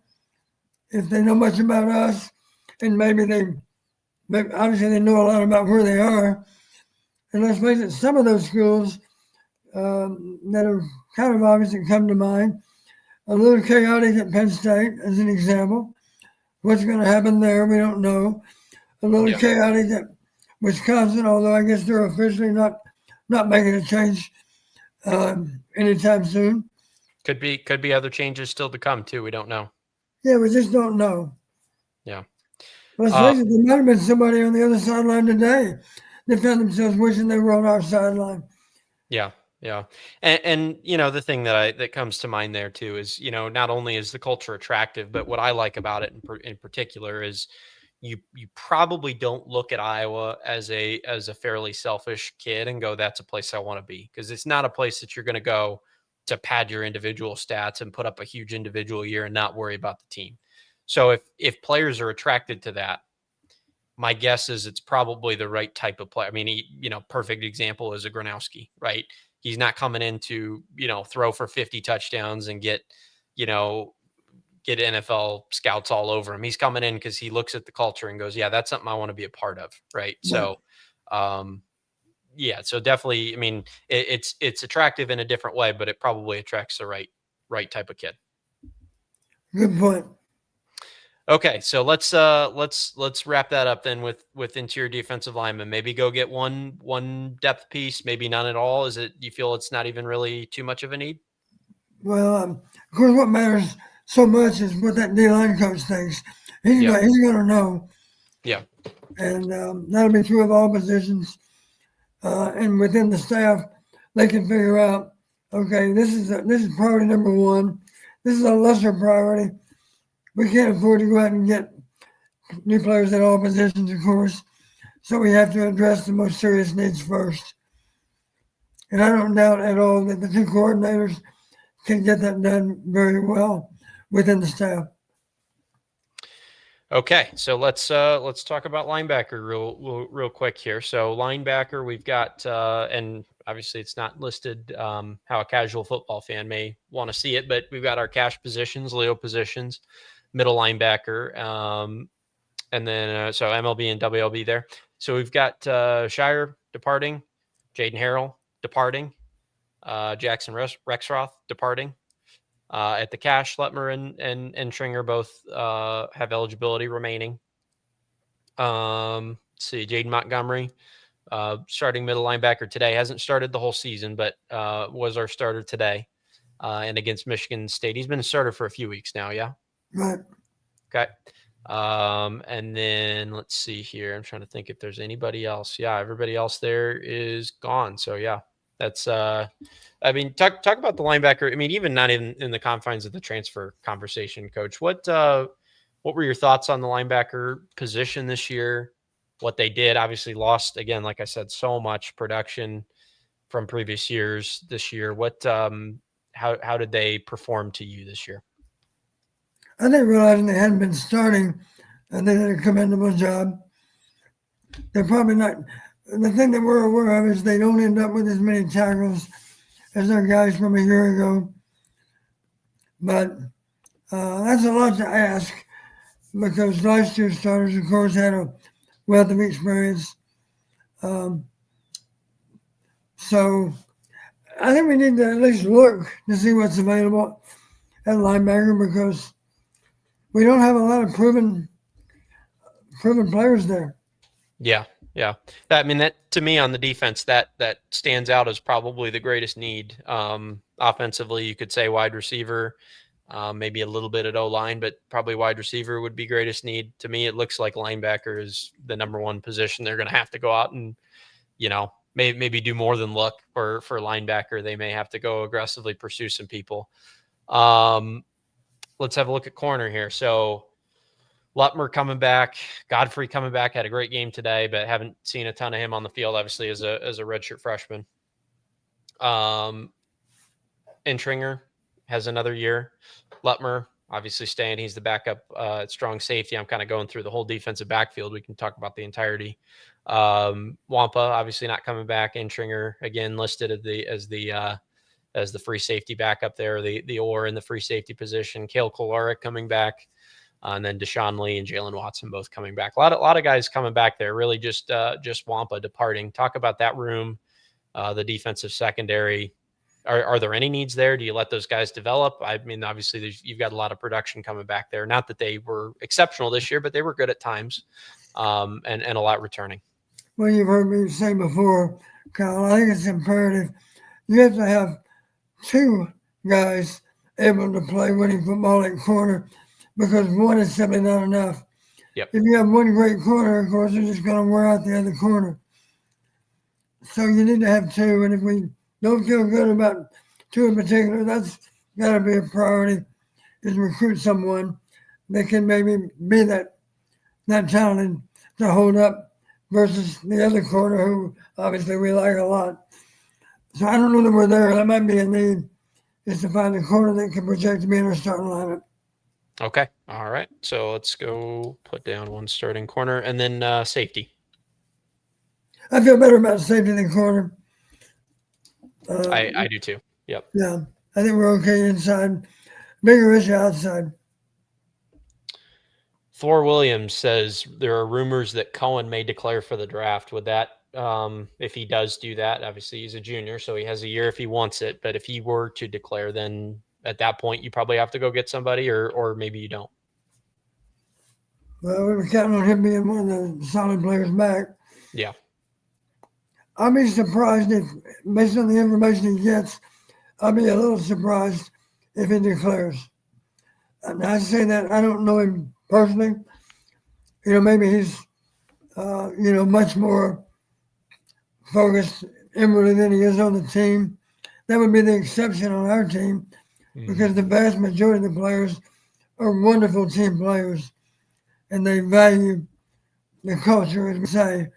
I don't know Cohen well enough to know if he might fall in the category of being a little bit selfish. And I'm not even saying there's anything wrong with guys that think that way. Maybe for whatever reason, that's the way they think.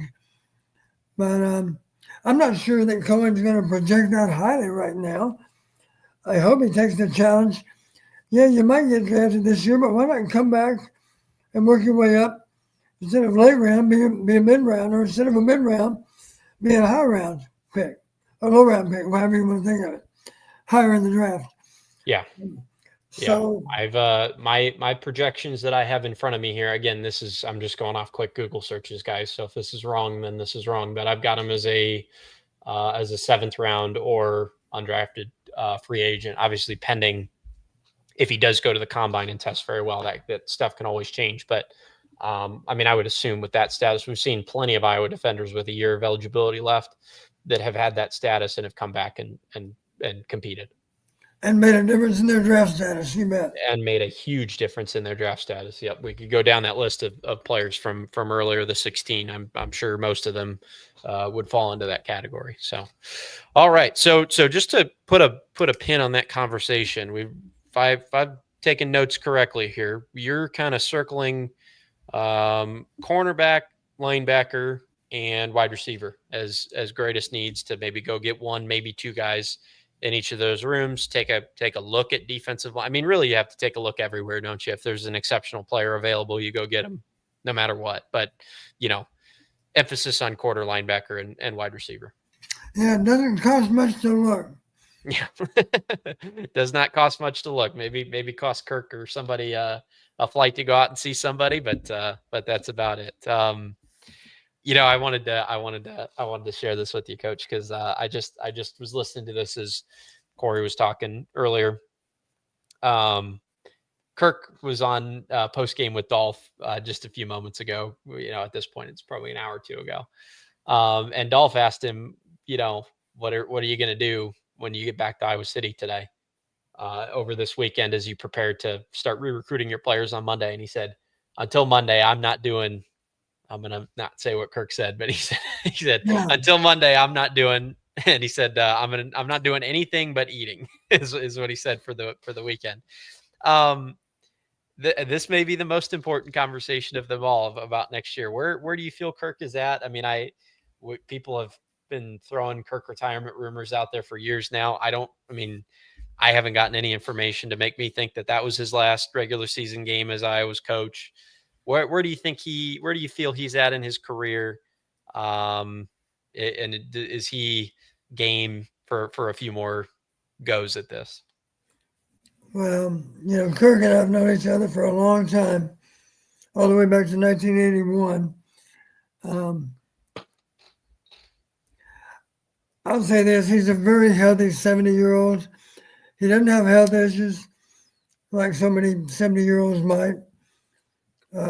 He loves the game of football. He loves the interaction between player and coach. He loves Iowa, and he feels a sense of gratitude to Iowa football. And for those kind of reasons, it wouldn't surprise me at all if he coaches several more years. Good health allowing him to do so. And I just think he enjoys helping young men become men. It might sound corny, but it's the truth. Yeah. In so many cases, let's face it, some of these guys grew up without a father. Sometimes maybe it's just a single mom, or maybe the father passed away at a young age. All kinds of things happen. But in so many cases, the position coach or the head coach really become a father figure to a lot of players. And I know the players understand that Kirk and their position coach, they have the right mindset for coaching college football. They're helping young men. Their purpose in life is to help young men become men. When you do that, you end up with a successful coaching career too. But that's part of the joy of coaching, is helping young men to find their way. And I like to say, if you're in the Iowa program 4 or 5 years, or our program at Western Illinois, when I was there 4 or 5 years, you are ready to take on the world. I'm not worrying about you after you leave, because you understand how to compete. You understand the value of teamwork. You understand mental toughness. You understand grit and determination. And that means you're going to compete well for the rest of your life. There's all kinds of players I can think of that have proven that to be true. I'm talking about after football. And some of them, of course, are good enough to go in and play. But even the best ones are done typically in 5 or 10 years. And you're still young. So now what are you going to do with the rest of your life? Those guys that have been lucky enough to play 10 years in the league, they're not sitting still. At the ripe old age of 35, they're on to their next career. Yeah. And a lot of those guys still have that competitive power that they had as a football player. And that enables them to be successful really for the rest of their days. Don't worry about former players. They're going to compete well even after the football days are done. Absolutely. And one of the things as you're talking there, Kirk has pointed to it, Nick Saban's pointed to it as something that, we don't want to lose in this era of college football. It's it's all about the money, it's all about the professional aspect of it, but there's an element to, these guys are 18 years old when they come in, and they leave as development. So there's an off the field component that the coaches are responsible for. That's very, very important. And we can't downplay that as much as it becomes, professional free agency and all that kind of stuff. That's not necessarily what it's all about to some people. And Kirk is one of those people. So, Right. Yeah. And it's interesting too, maybe this plays a role in Kirk's mindset. Maybe it doesn't, but I've certainly felt a shift. I don't know how much you have felt this, Coach, but certainly, now that we've got some distance between ourselves and the Brian Ferentz era, I think some of the criticism has died down a little bit that's been specifically targeted at Kirk. It was, it was a very easy target when it was, they were the 136th ranked offense out of 135 teams. And it was Brian Ferentz at the helm. It was a very easy to throw pot shots at Kirk. And some of them were, deserved. They were struggling, but now that they've separated from that era just a bit, I think there has been a little bit of a shift in a positive way as far as the way Kirk has been discussed in the last couple of years. I think you're right. Yeah. I think Tim has done an excellent job for us as an OC. He's certainly capable of coaching quarterbacks well and coordinating the offense.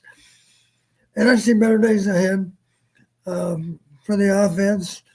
And, of course, I certainly don't want Phil Parker to go anywhere because he's one of the very best. Absolutely. And we're fortunate to have both those guys. Yeah. And I've had this argument with Corey too.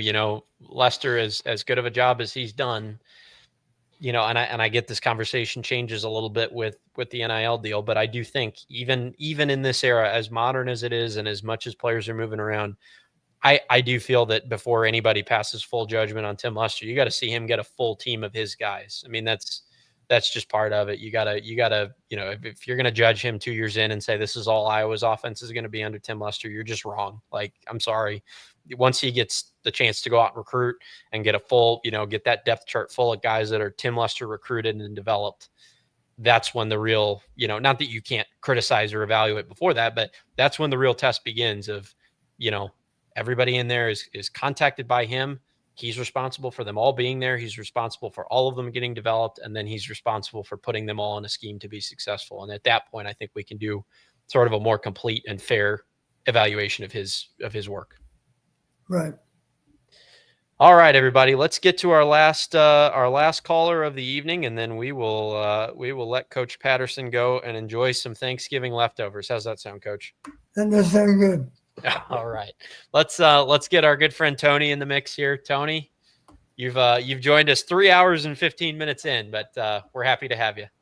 I was busy preparing for the storm. I had to make sure my snowblower was ready, my ice melt was ready, and all that stuff. So I was busy running all the errands after the game. So what? How did I mean? I guess we'll wait to see how this one does. But how are the Iowa snowstorms compared to the ones up in South Dakota?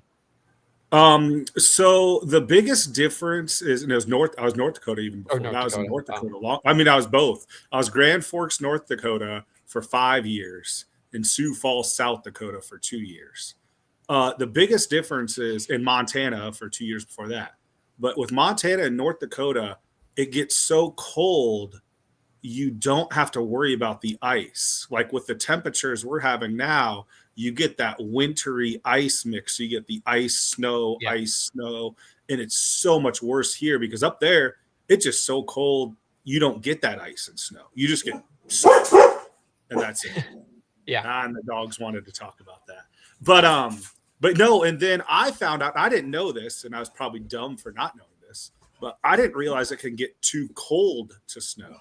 I learned that when I got up there. I was like, holy cow, you're telling me it's so cold it physically cannot snow right now. And I learned that when I was up in Grand Forks, North Dakota. So for those of you who didn't know that, yes, it can get too cold to actually snow. Like it was supposed to snow because the precipitation and all that stuff was ready to fall, but because it was so cold, it couldn't snow. That's interesting. I mean, I guess it makes sense because we've had a couple of polar vortexes in Iowa City just in my lifetime, and it's never snowed during those. So it's interesting. Good to see you on the video side, Don, when we sat next to each other at that basketball game. So now I see you virtually. I just had a real quick, simple question that was adding on to the conversation you guys were talking about Kirk and ending. Don, with what you know of Kirk, do you think he would prefer to do a simple he's leaving, like say he says in a week or two, okay, I'm leaving and this is my last bowl game? Or do you think he would say, I'm leaving next year, and then he gets a whole year of goodbyes? Which avenue would you think he would approach there? I'd be surprised if he would announce with a long timeline before retiring. That's I don't think he wanted to be all about him. Yep. I say that, Tony, even just from a practical perspective. I mean, how many players are going to commit to a 1-year Kirk Ferentz and then uncertainty? I mean, if he lined it up, kind of like, I mean, women's basketball. Look how the Bluter and Jansen thing just was like it was like, oh, okay, Bluter's gone. Oh, okay, an hour later, Jan Jansen's the next coach. You know what I mean? Like, yeah. They had it all figured. Well, that's more what I could see, especially if they do an internal hire. Like if it ends up being somebody that's on staff right now, that would be my most likely to. And I could see him doing it for a bowl game. You know, he announces at the end of regular season. But yeah, I expect, or I would look to see that it would be him announcing that he's done, and then this is who's replacing me, and we're going to keep the continuity, because that's the stability is what they care about. And that's what I figured. I just wanted to get you guys' 2 cents. Like, would he do the year-long farewell tour? Just quick not wash your hands, but you know what I mean? Like, this is who it's going to be. We're moving on, you know, and that's that. I don't see it happening that way. Okay. Yeah. That's all. Enjoy your Thanksgiving. I got to get ready for work. You know, casinos are busy. It doesn't matter if it's 80 and sunny or 2 feet of snow. So they need me in there tonight. So I'll see you guys. Well, stay safe, Tony. We'll talk to you. All right. Let's wrap up with this, Coach, and then I'll hit one more thing. But Erica's still waiting on her Hayden story. Have you got a short Hayden story to wrap up? Oh my gosh, I was trying to find one that's pertinent.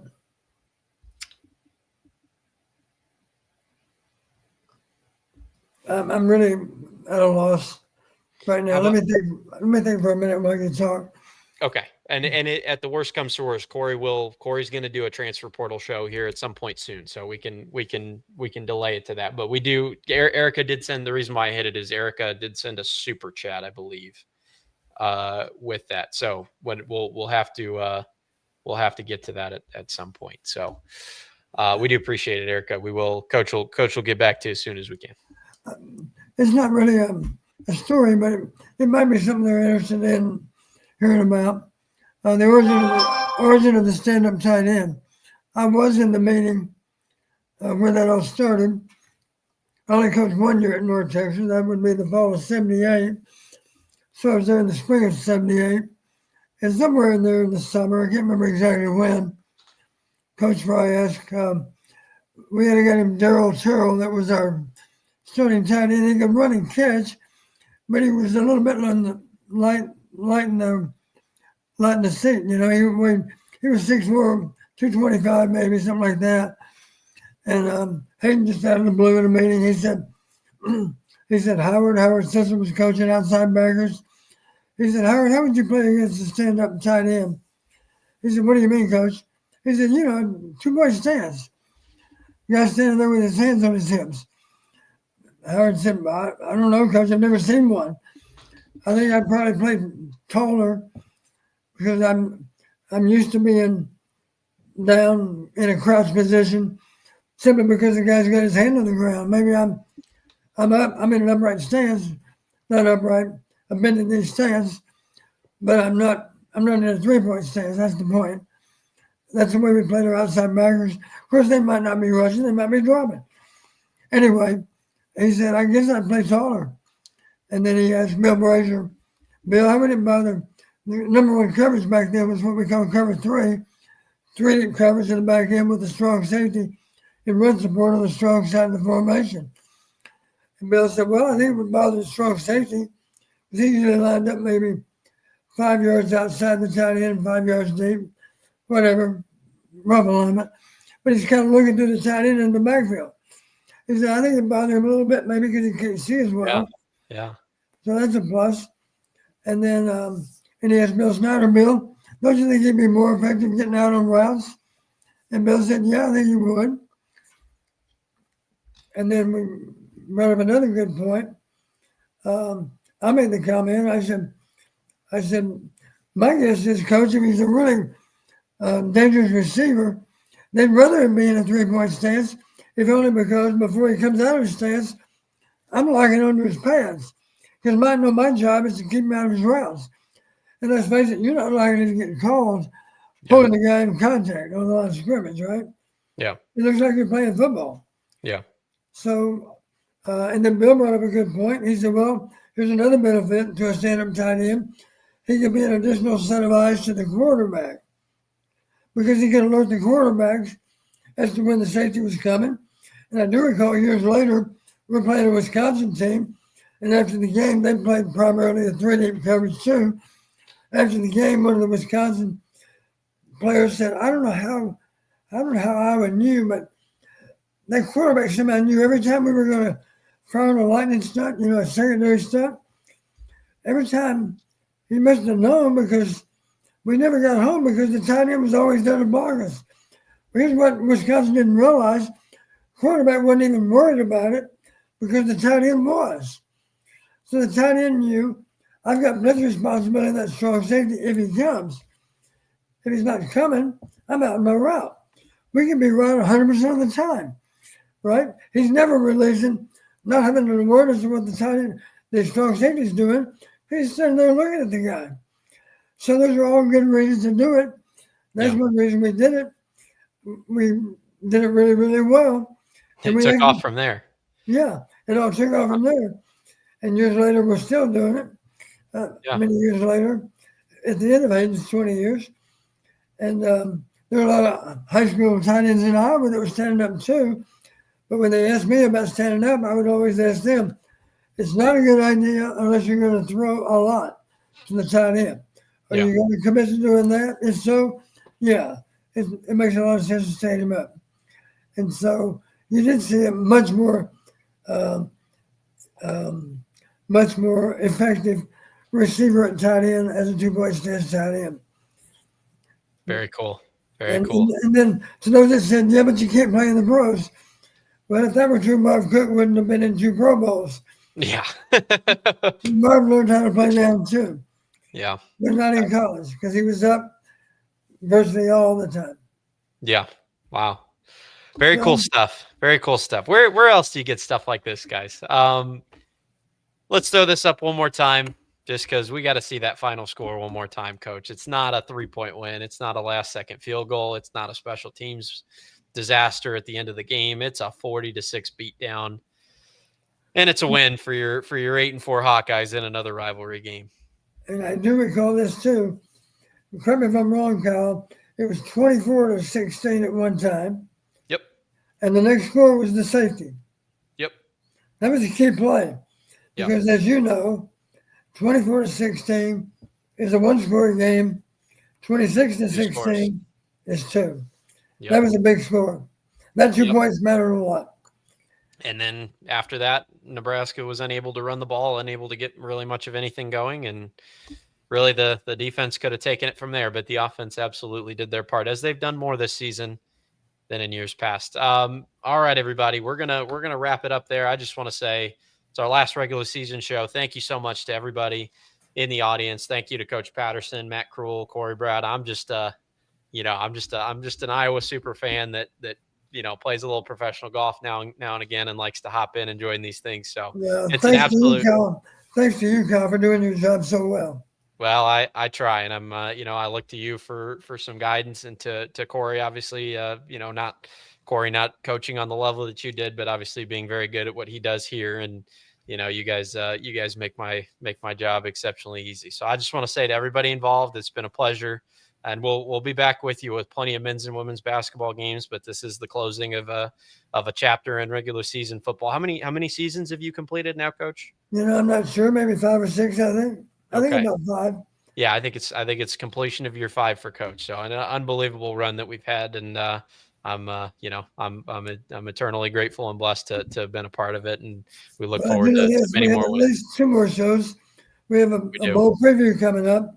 Yep. And then, of course, the post game after the bowl game. Absolutely. So we can at least look forward to a couple more conversations. Absolutely. Yep. And we'll have plenty, coverage. It's a year-round sport now. So coverage all year round. You never know when you might see us, but it is fun to go through the weekly grind of doing the post games and previewing games and all that stuff. And it's always sad to see it go. So I just want to say for myself, Kyle Spence, for Coach Tom Patterson, for Matt Kroul, Corey Brada, all the team here from the Hawkeye of the Storm, we appreciate every single one of you. And we look forward to talking to you soon. Thanks, Coach. It's been an absolute pleasure. My pleasure, Kyle. All right. Have a good night, everybody. Stay warm, stay safe. If you're in Iowa City, getting ready to take the brunt of this snowstorm, let's get those roads cleared, and we'll see you when we see you. We'll see you soon.